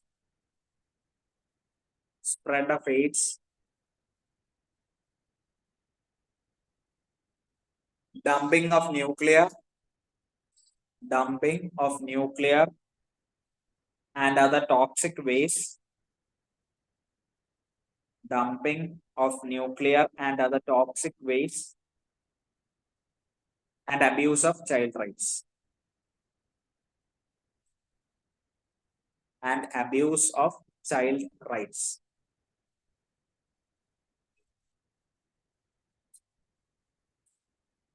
The council holds the council holds a 4-week substantive session. The council holds a 4-week substantive session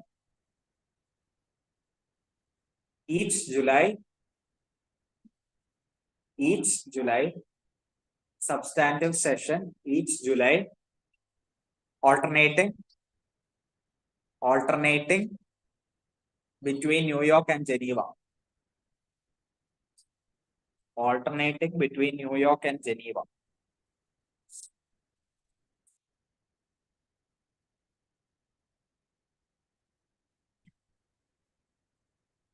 The ECOSOC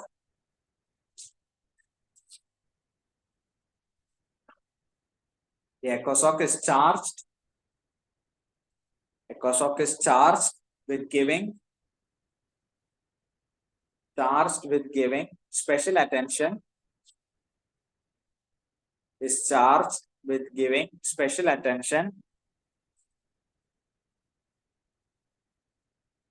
to coordinated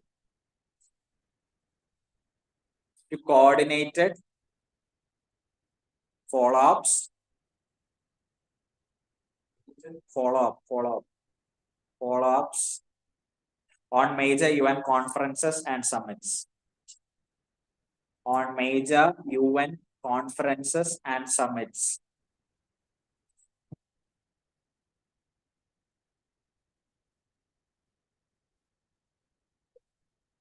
The high-level political forum.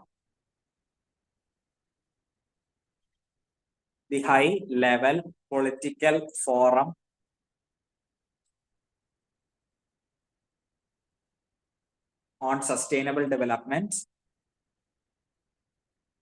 High-level political forum on sustainable development is the United Nations.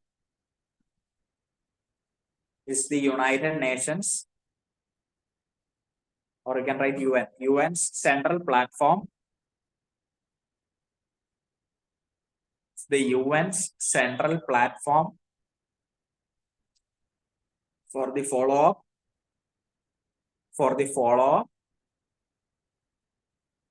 and review of the 2030 Agenda for Sustainable Development. Of the 2030 Agenda, 2030 Agenda for Sustainable Development.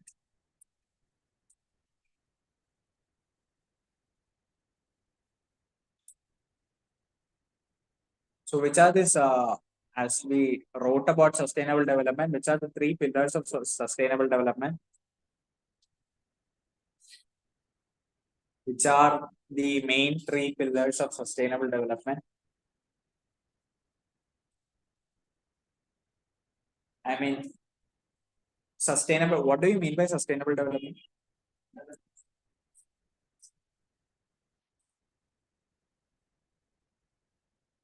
Yes. So what exactly, I mean, how do you define sustainable development? I mean, what you told is right. Using up of our country's own resources. Yes. Yeah, that can be sustainable.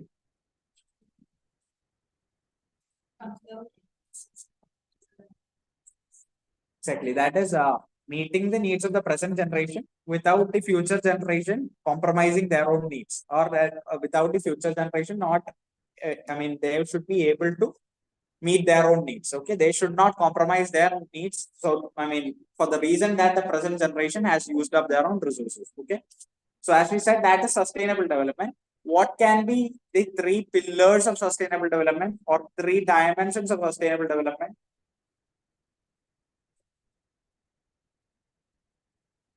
Sustainable development നമ്മൾ പറഞ്ഞു അതിന് മൂന്ന് dimensions ഉണ്ട്.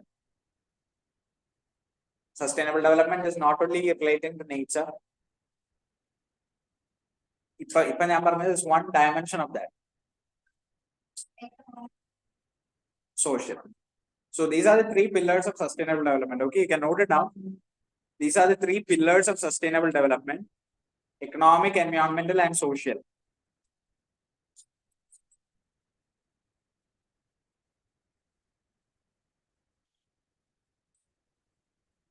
So what she told is exactly relating to environmental sustainable development, or generally what sustainable development is. What is this economic and social sustainable development? If you know what sustainable development is, then it's easy to relate it with economic and social factors.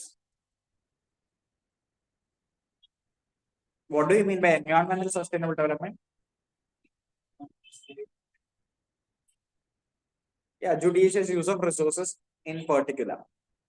So what would be economic and social sustainable development, or economic social development, and I mean sustainable development and social sustainable development?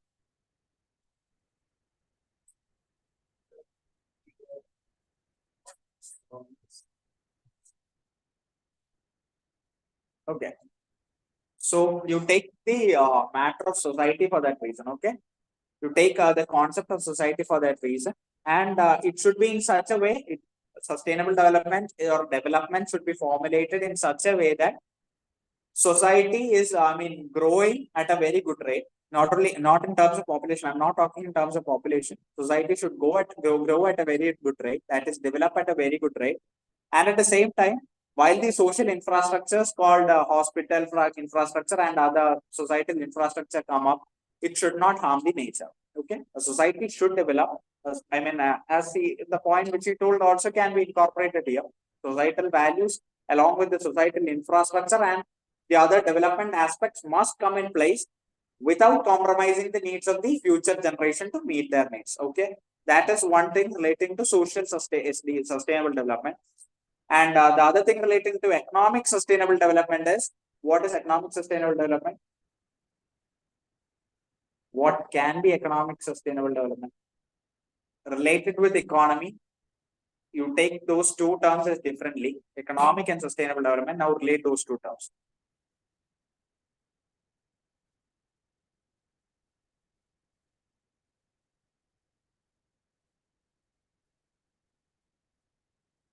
Is it relating to inflation, deflation, or is it relating to the general equilibrium of the economy? Or is it something complex or much easier?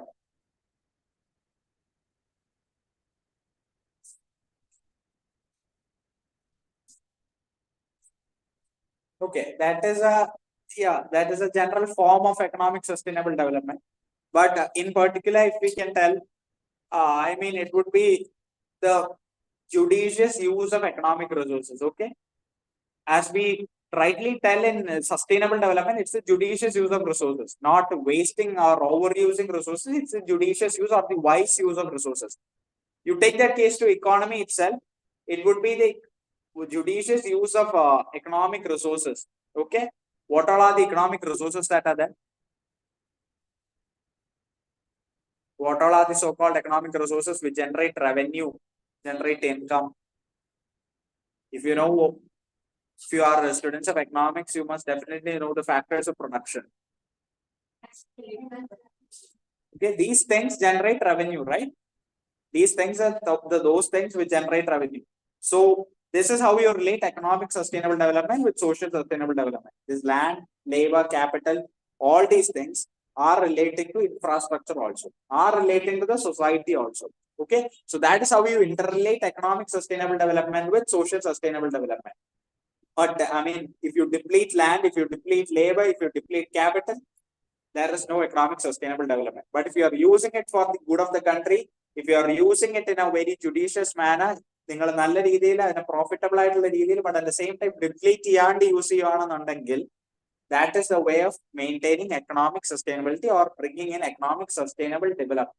Okay, അതുമായിട്ട് related ആണ് societal or social sustainable development. And ഇതിനെല്ലാം basically root ചെയ്യുന്ന component അല്ലെങ്കിൽ basically root ചെയ്യുന്ന major topic അല്ലെങ്കിൽ umbrella term എന്ന് പറയുന്നതാണ് sustainable development അല്ലെങ്കിൽ എൻവയോൺമെന്റൽ sustainable development as we rightly call.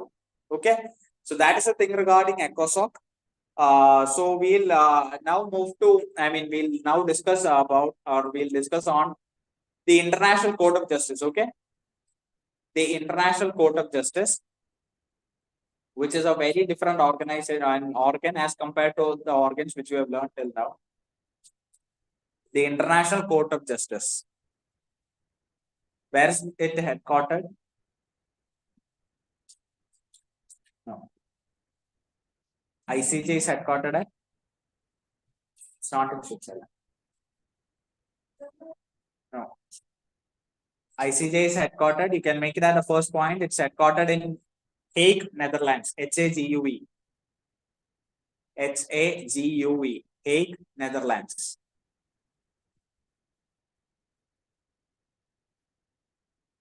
H-A-G-U-E. Hague. ICJ is also known as the World Court. ICJ is also known as the World Court.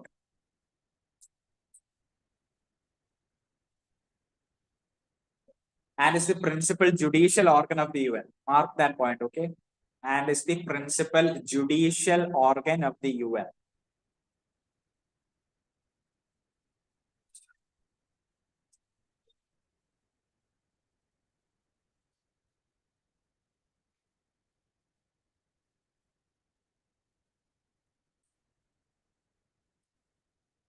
Judicial organ of the UN. So who basically submits the cases to this court?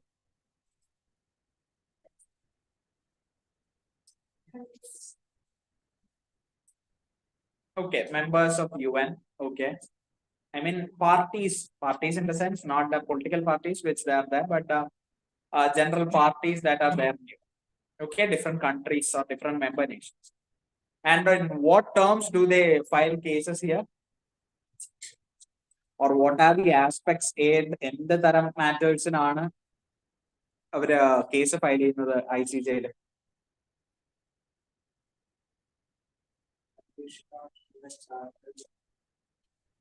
Okay, violation of UN Charter, definitely. I mean, specific matters relating to what can be filed as a case or as a petition here. Exactly, disputes between two states. That is one of the major points where cases are filed in ICJ. Okay, where two states, okay, that's what I told as two parties, two states or two member nations, they file a case here. Okay, let it be for the present time, let it be India and US. So if there is a case or a dispute happening between these two states, these two countries, and in some way or the other, ICJ finds that India hasn't done fair enough, or India doesn't stand a chance to have a fair justice in this case. Okay, which means that India has done something wrong or has infringed the, as you told, the UN Charter, or is going against the UN Charter, or is violating the UN Charter. If ICJ or the judges of the International Court of Justice feel so, they can file. I mean, they can do something, or they can favor United States in that case. Okay. So basically, cases are filed when two parties or two states are in conflict or are in dispute with each other, where they require or where they seek justice. Okay. Indian Supreme Court the same happens with ICJ in United Nations. Okay. Indian and individuals are case file ചെയ്യുന്നത് അതിന് ആർക്കാണോ justice കിട്ടേണ്ടത് അവർക്കാണ് whoever has those evidences and whoever seeks justice will get that. When it comes to United Nations, it's International Court of Justice. It's headquartered in Netherlands, and what is the thing? It's not between two individuals, but it's between two parties or two states, where any country which feels that their rights have been violated or it has gone against the UN Charter or UN peacekeeping terms, the country can file a case against the opponent party or the opposition state. Okay, so you can write down and ask such as that: who may submit cases to the court? Write as a question. That's also subheading. Okay, who may submit cases to the court? Who may submit cases to the court?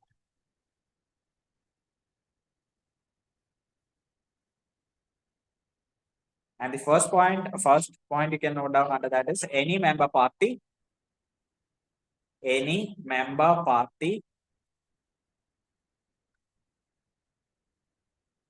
to the statute, any member party to the statute, statute may bring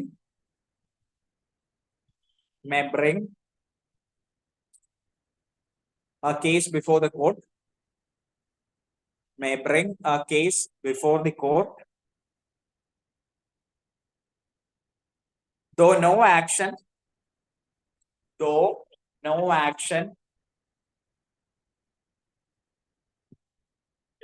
can be forced.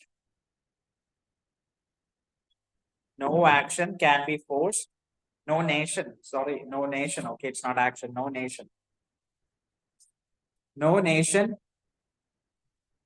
can be forced to bring its disputes before the court. No nation can be forced to bring its disputes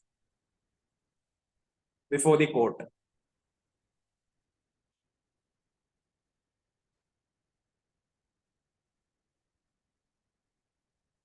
It began, next point, it began work in 1946. It began work in 1946 when it replaced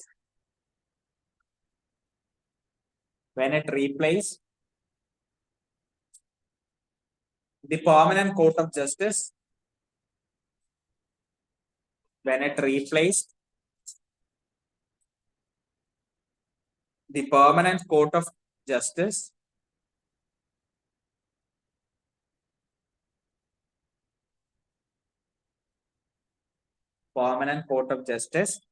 which had functioned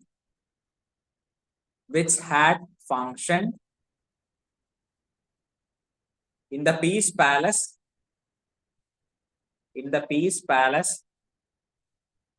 since 1922. The Peace Palace since 1922. It was established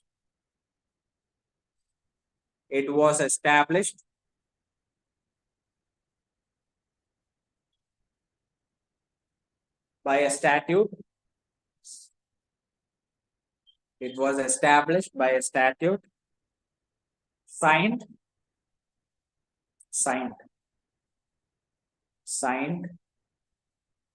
as an integral part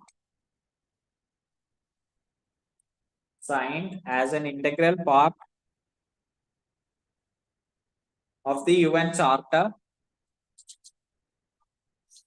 Signed as an integral part of the UN Charter at San Francisco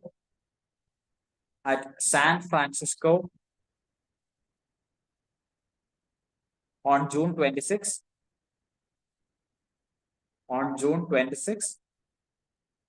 1945. on June 26, 1945. Okay, so what would be next? We have to write down the functions of this code. Before that, what would be the functions of this code?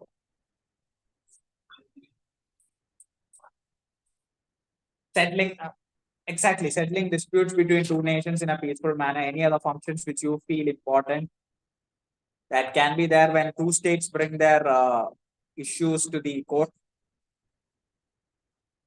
One is exactly which you told, which is the role of any court in this world to settle disputes. Other than that, that standing as a major function, would there be any sub functions or relatively less important functions to this International Court of Justice? No, so you can note down the court has a dual role and you have to mark it. Okay, it's very important. The court has a dual role.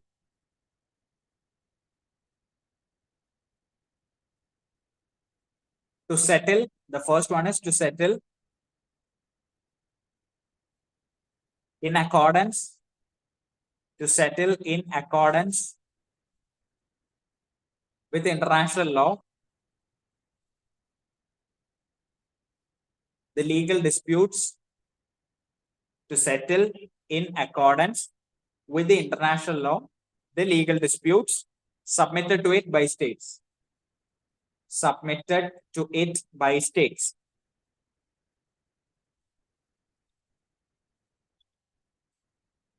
And the second role would be to give advisory opinions, to give advisory opinions to legal questions, advisory opinions to legal questions, referred to it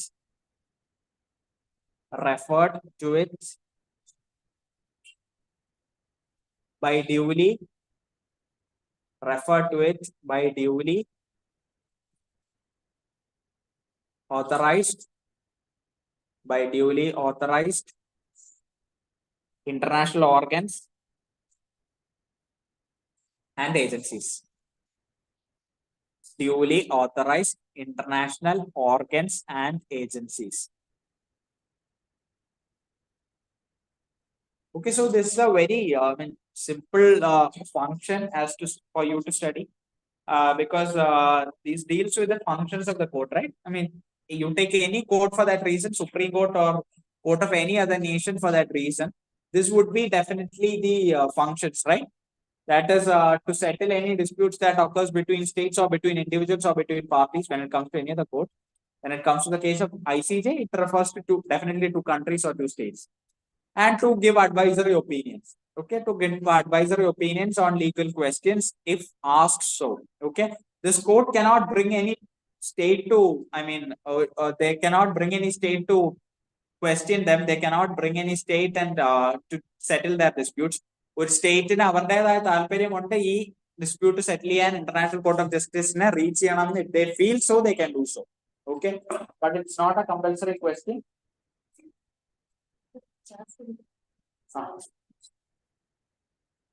But no compulsory. I mean, it's not compulsory that the states must approach International Court of Justice to reach a settlement. Okay, if the states do feel that this case would not have a settlement, or if the states do feel that the settlement cannot be reached with the help of International Court of Justice, in such a case, International Court of Justice approach ചെയ്യാണ്ടിരിക്കുക. Approach ചെയ്യേണ്ട case വന്ന അല്ലെങ്കിൽ if the states do feel that there is a need to approach, it can happen so. So these are basically the functions of any court. So it's easy for anyone to comprehend these functions. Okay. Now you can note down the composition of the court. Composition.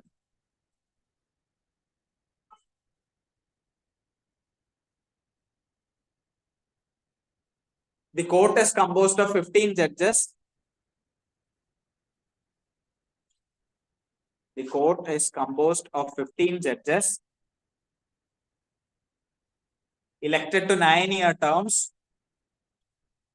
Elected to 9-year terms of office. Elected to 9-year terms of office by the United Nations General Assembly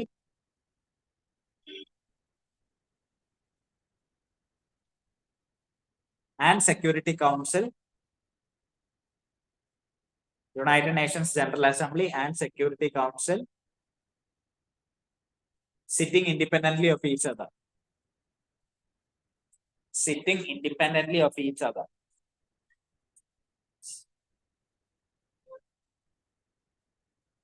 It may not include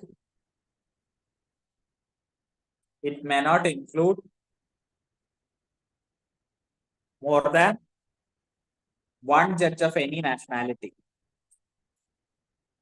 It may not include more than one judge of any nationality. You can mark that sentence, okay? Elections are held. Elections are held every 3 years. Every 3 years for 1/3 of the seats. Elections are held every 3 years for 1/3 of the seats. And retiring judges may be re-elected. And retiring judges may be re-elected.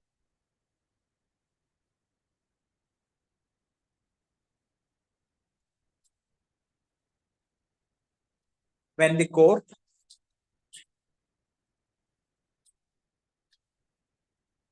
does not include a judge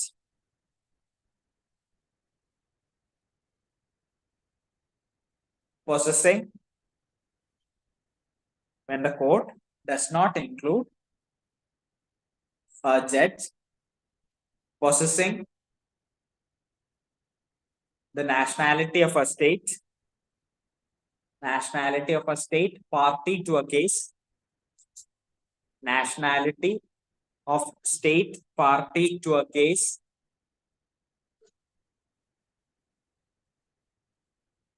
that state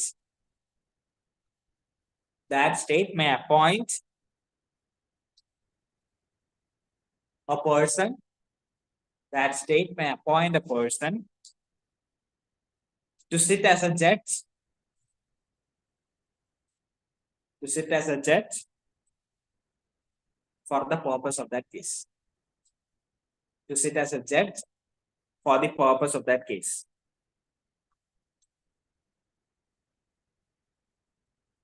And one point which you can have to note down very importantly is that the members of the court, do not represent their governments. The members of the court do not represent their governments, but are independent magistrates. But are independent magistrates.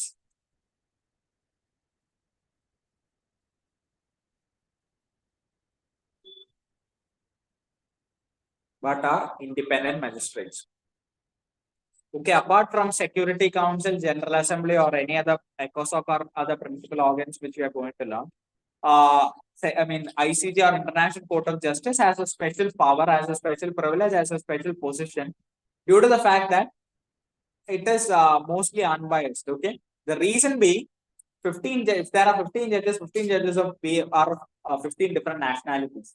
Okay, mostly it occurs in a case where only one judge will belong to one nationality. Okay, there will not be two judges from the same country. That is the simple meaning of that. If judges there would be a judge from India, one from Bolivia, Brazil, etc. Okay, so that if that and the reason if you ask me whether there is representation would be there. Okay, there would be a slight representation, but if you ask me whether it's biased, it would be unbiased. Okay, കാരണം 15 ജഡ്ജസിൽ 7 പേരെ US-ൽ നിന്ന് അല്ലെങ്കിൽ UK നിന്ന് ആക്കിയിട്ട് ബാക്കി 8 പേരെ 8 different nations ആക്കി കഴിഞ്ഞാൽ it would automatically be biased, right? Even if the judges try to take a decision unbiasedly, there would be something biased or partial in that. പക്ഷേ if the 15 judges belong to 15 different nationalities, then the question is different. അപ്പം ഈ പാർഷ്യാലിറ്റിയുടെ question ഇല്ല, ബയസ്നെസിന്റെ question ഇല്ല, അല്ലെങ്കിൽ ഒരു partisan ആറ്റിറ്റ്യൂഡിന്റെ question ഇല്ല. So that is the benefit of having, or that is the good side of having 15 judges, that too from 15 different nationalities. Okay, So that being the point, you can note down, are decisions on the court binding? Take it as a question itself. Are decisions on the court binding? Are decisions on the court binding?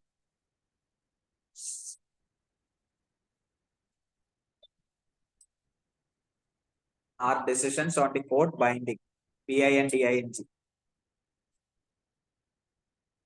Judgments. Judgments delivered by the court. Judgments delivered by the court in disputes between states. In disputes between states are binding upon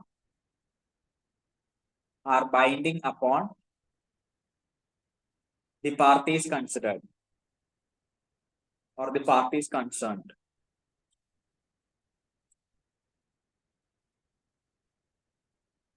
Article 94. Article 94 of the UN Charter provides that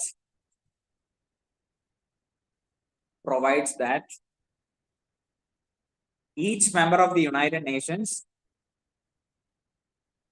provides that each member of the United Nations undertakes to comply comply with the decision undertakes to comply with the decision of the court in any case to which it is a party. To which it is a party. To which it is a party. What do we mean by that?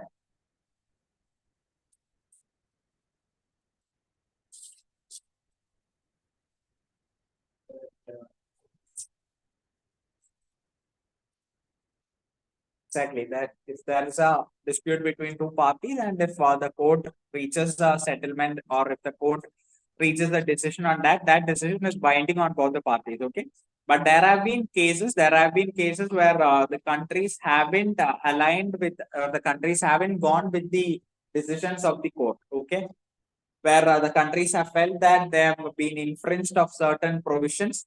Okay, there have been instances of countries not binding to the decisions made by the International Court of Justice, which is again a violation of the United Nations Charter.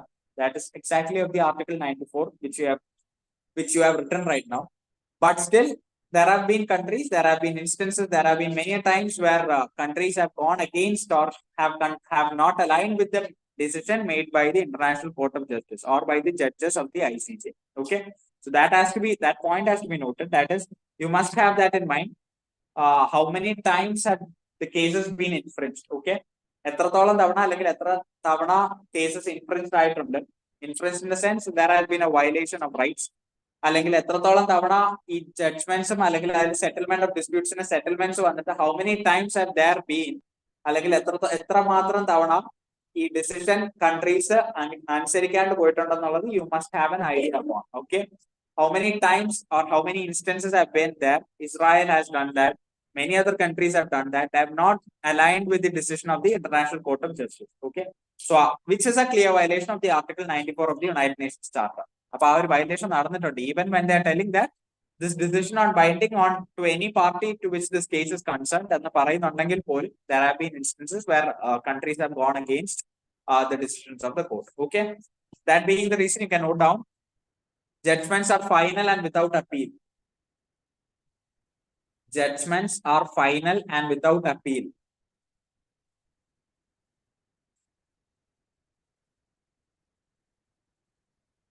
If there is a dispute,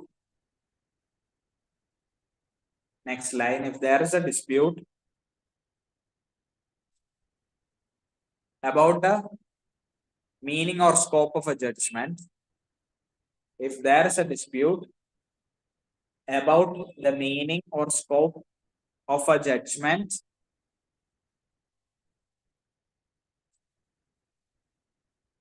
the only possibility, meaning or scope of a judgment,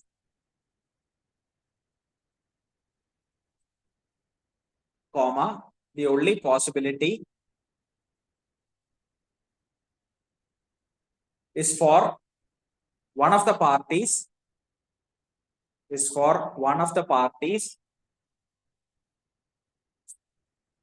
to make a request, for one of the parties to make a request to the court for an interpretation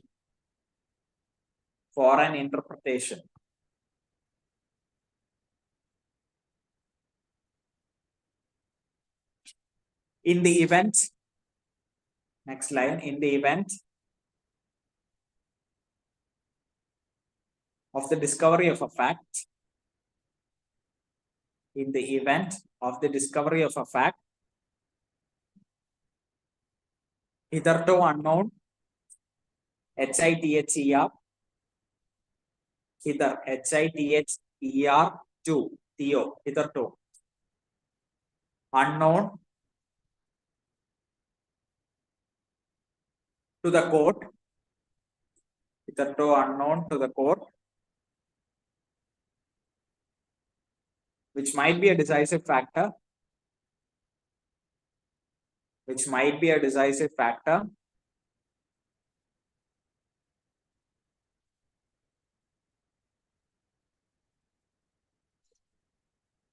decisive factor either party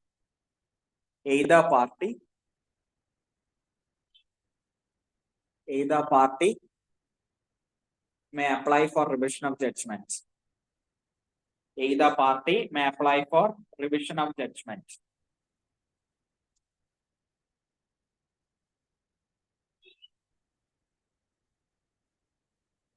Next is election of judges.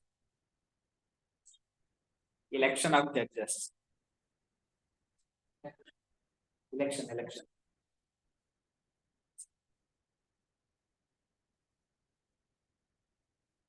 The regular election. The regular election cycle takes place. The regular election cycle takes place during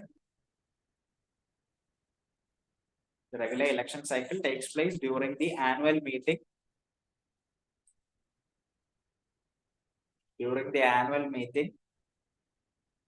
of the General Assembly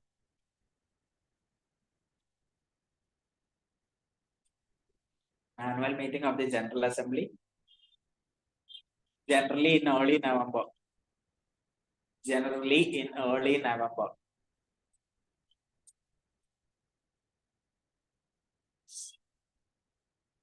And judges are elected by an absolute majority.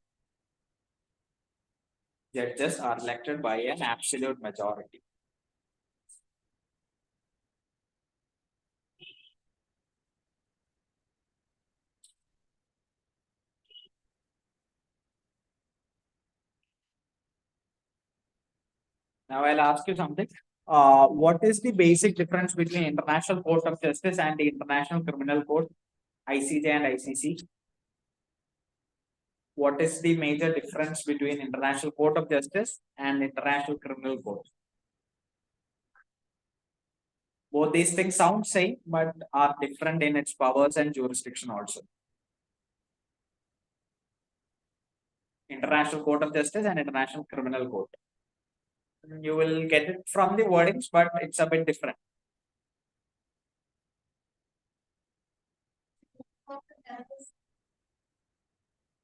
It relates matters to genocide, war crimes, etc.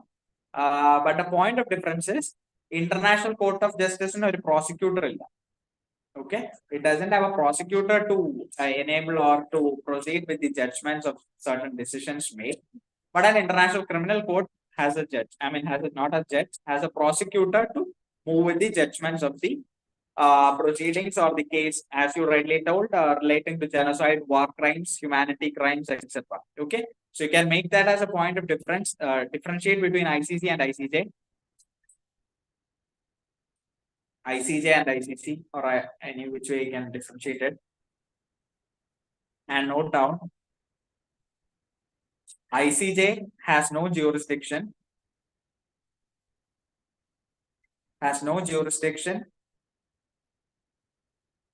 to try individuals,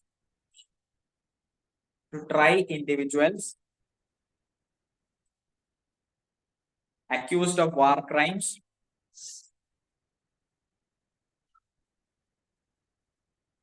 what do you mean by try individuals?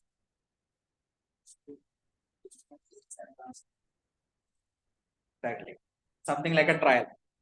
So try individuals accused of war crimes against humanity.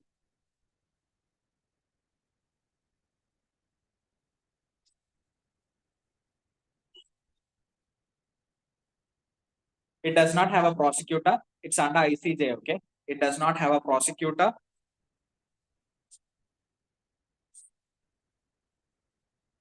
Who is able to initiate proceedings. It does not have a prosecutor who is able to initiate proceedings.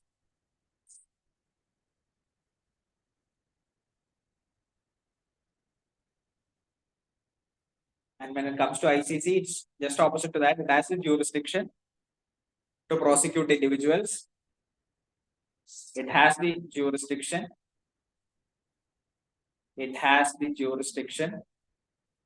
To prosecute individuals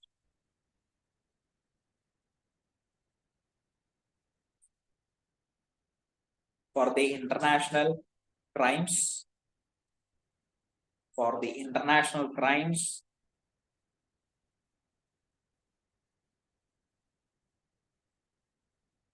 of genocide, genocide,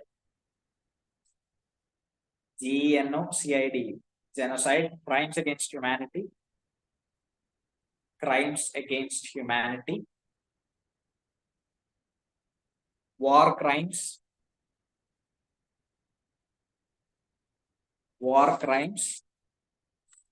and crimes of aggression. War crimes and crimes of aggression.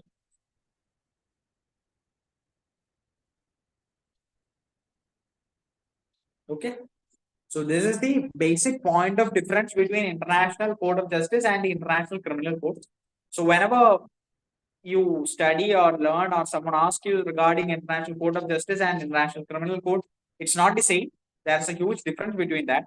Having a prosecutor and not having a prosecutor is entirely different. And it's a huge difference also. So International Court of Justice, though it's very powerful organ of the UN, it's one of the most powerful principal organs of the UN. All that being said into consideration, all that being put into consideration, even if it's a judicial organ, it doesn't have a prosecutor, and it doesn't have the jurisdiction to prosecute or to initiate proceedings related to law. But when it comes to the International Criminal Court, it's different. It's just opposite to once you learn one thing, one item, it's easy to differentiate it from the other. When it comes to International Criminal Court, it's just the opposite of ICJ. It has the jurisdiction to prosecute individuals, not individuals, but parties in that case. When it comes to United Nations, it's about parties or states, or in what are cases. It doesn't require, I mean, it's not relating to matters of very small theft or robbery, but it's to international crimes or international matters such as genocide, war crimes, crimes against humanity, etc. Okay. So that is the major point of difference between ICJ and ICC, which is a very important question which you can expect for prelims examination, mains examination. ICJ is a very important topic, okay? International Court of Justice is a very important topic. You must understand how these cases, how these cases are binding, or how the decisions of the court are binding on the individual parties or individual states concerned. Where is it headquartered? Why was it formed? What are the major functions?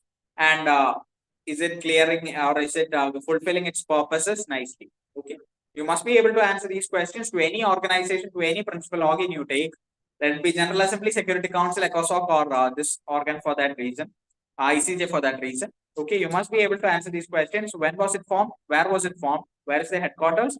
Why was it formed? Is it doing its purpose nicely? Is it able to fulfill its purpose of completely or nicely? If it's so, it's good. If it's bad, if it's not able to fulfill its purposes nicely, why is it not able to? When it comes to Security Council, I've already told you, understand the biasness of the organization. You learn about that, you research about that, you learn about why there hasn't been more permanent members into that organization. Why is it still sticking on to 10:5 ratio? That is 10 not permanent is to 5 permanent ratio. Understand these aspects. Okay, understand these aspects, delve into more topics related to that. So keeping that all those things aside, we'll discuss the trusteeship council, which there is one principal organ called trusteeship council. You can just mention it. Trusteeship council, it's not in effect right now. It has been suspended. It's not an organization which is there in effect right now. So you just mention that it as one of the principal organs of the UN. You can just mention the name, the Trusteeship Council, TRUSTEESHIP, Trusteeship Council. It's not in effect. It has been suspended.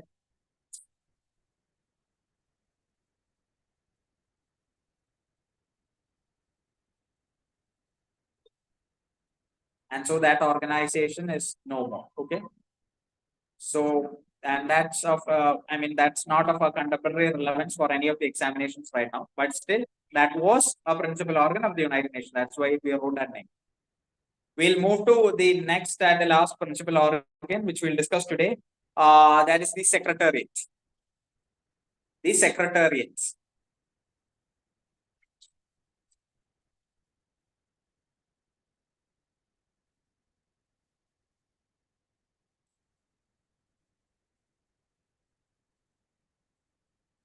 The Secretariat. What would be the function of the Secretariat?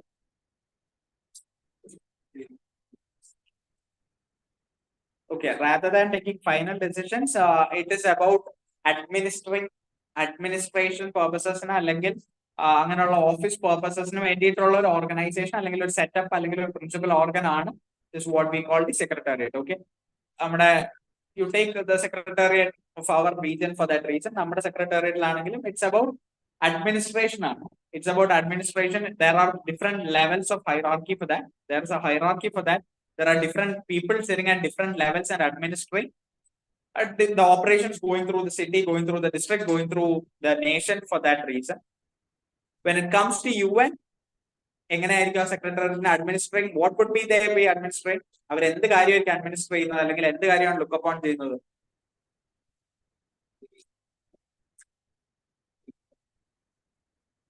Exactly, functioning of the UN, but exactly functioning of the peacekeeping operations of the UN. Okay, they would be looking at the functioning of the peacekeeping operations of the UN. Has it been effective? Okay, they would be answering these questions. Has it been effective? How far has it been effective? How many people have utilized these resources, or how many people have been rescued by these peacekeeping operations? And not only these peacekeeping operations, but also the general functioning of the UN. But that is to a very less extent. But the thing which you have to keep in mind is the secretariat, and who is the head of the secretariat? Secretary General. Secretary General is the head of the secretariat, and he is also the head of the United Nations. So that itself makes you understand that the head of the secretariat is the head of the UN, which means that the complete functioning of the UN, with special reference to the peacekeeping operations that have been carried out by the UN in various countries, will be administered and monitored by the Secretary General as well as the body under him, that is the Secretariat. Okay, so keep the Secretary General at the key position as the President of India. Can relate it to the President of India, keep it at the most pivotal position, and the rest, the Secretariat follows down. Okay, how many Secretary Generals have been there in UN till now?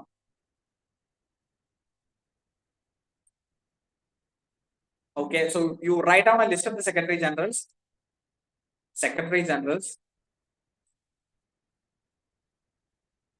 And the current or the present Secretary General is Antonio Guterres. Okay. So write down that name itself first, Antonio Guterres. Antonio We'll write it down in descending order. Antonio Guterres, Guterres. And he is from Portugal. He is from Portugal. We are writing down it in descending order, okay? Second one is Ban Ki-moon. Banki Moon, MOON. Ban Ki-moon. He was from South Korea.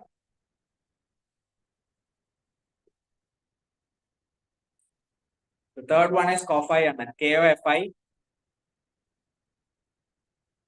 Annan. ANN. He was from Ghana.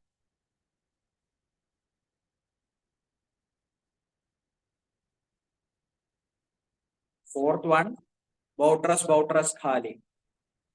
Boutros.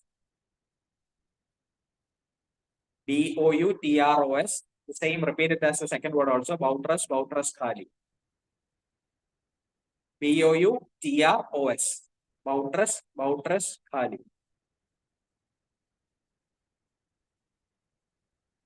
And he was from Egypt. The name is Boutros Ghali. Boutros. Next one is Javier. Javier. Okay. So it's pronounced as Javier. It is Javier. Javier Perez. Perez. Javier Perez. Space DE. Javier Perez de Javier Perez DE TUELLAR. It's four different names actually. Javier Perez de Cuellar. CUELLAR. CUELLAR. He was from Peru.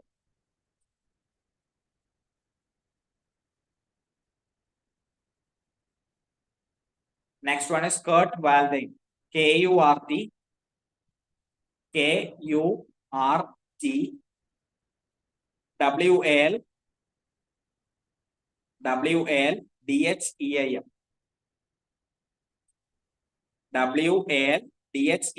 and he was from Austria.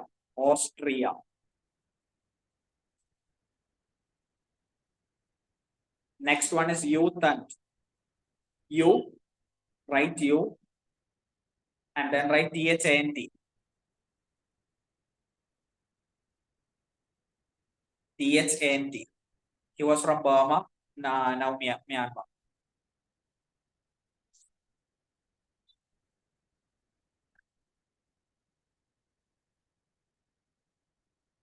Next one is Dag Hammarskjöld. DAG.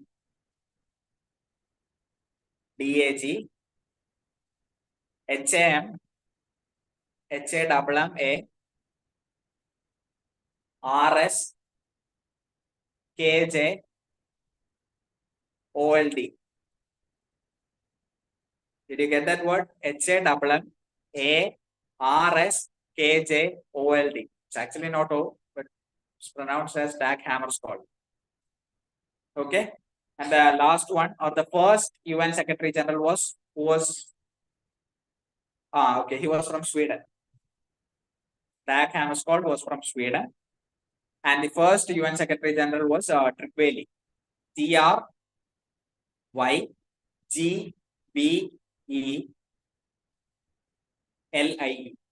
Tryggve. It's two different names, okay? Tryggve. He was from Norway.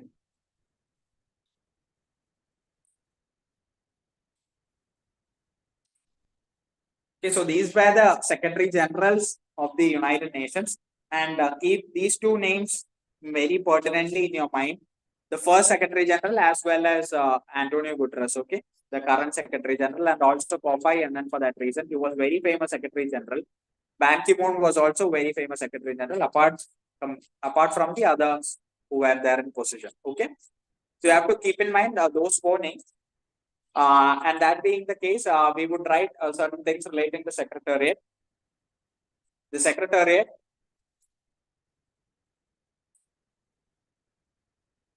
an international staff,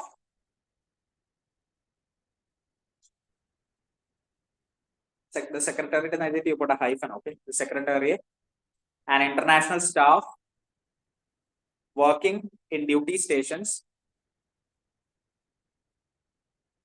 around the world, duty stations around the world, carries out diverse day-to-day, carries out diverse day-to-day work of the UN. Carries out day-to-day work of the UN. Who is the head of that? Secretary General. Head, you can note down, head is the Secretary General, and you note down the name of Antonio Guterres if you want.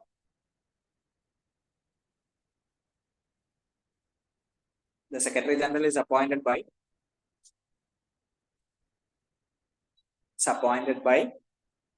the General Assembly on the recommendation of the Security Council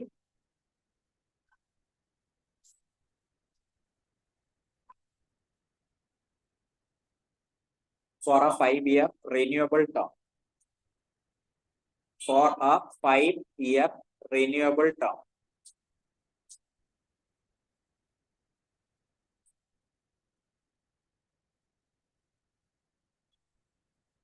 Five-year renewable term means even after 5 years, the same person can be, he can again become the Secretary General. And you just note down the first function for which we'll wind up for the day. You just note down the first function and the primary function of the Secretary, that is administering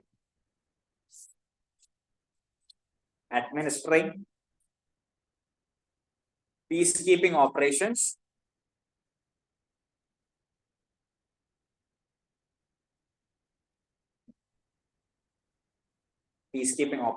to mediating international disputes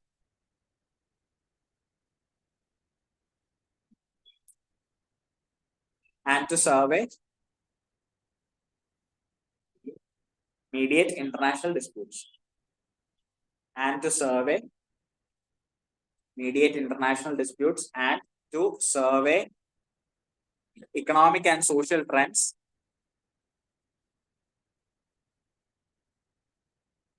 and problems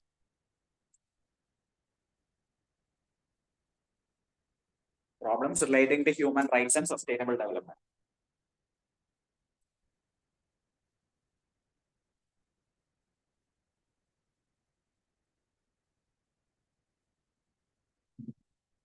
Okay, so that's it. Did you get that sentence? Human rights and sustainable development.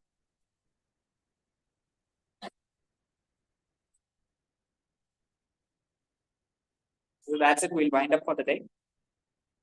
Okay, thank you.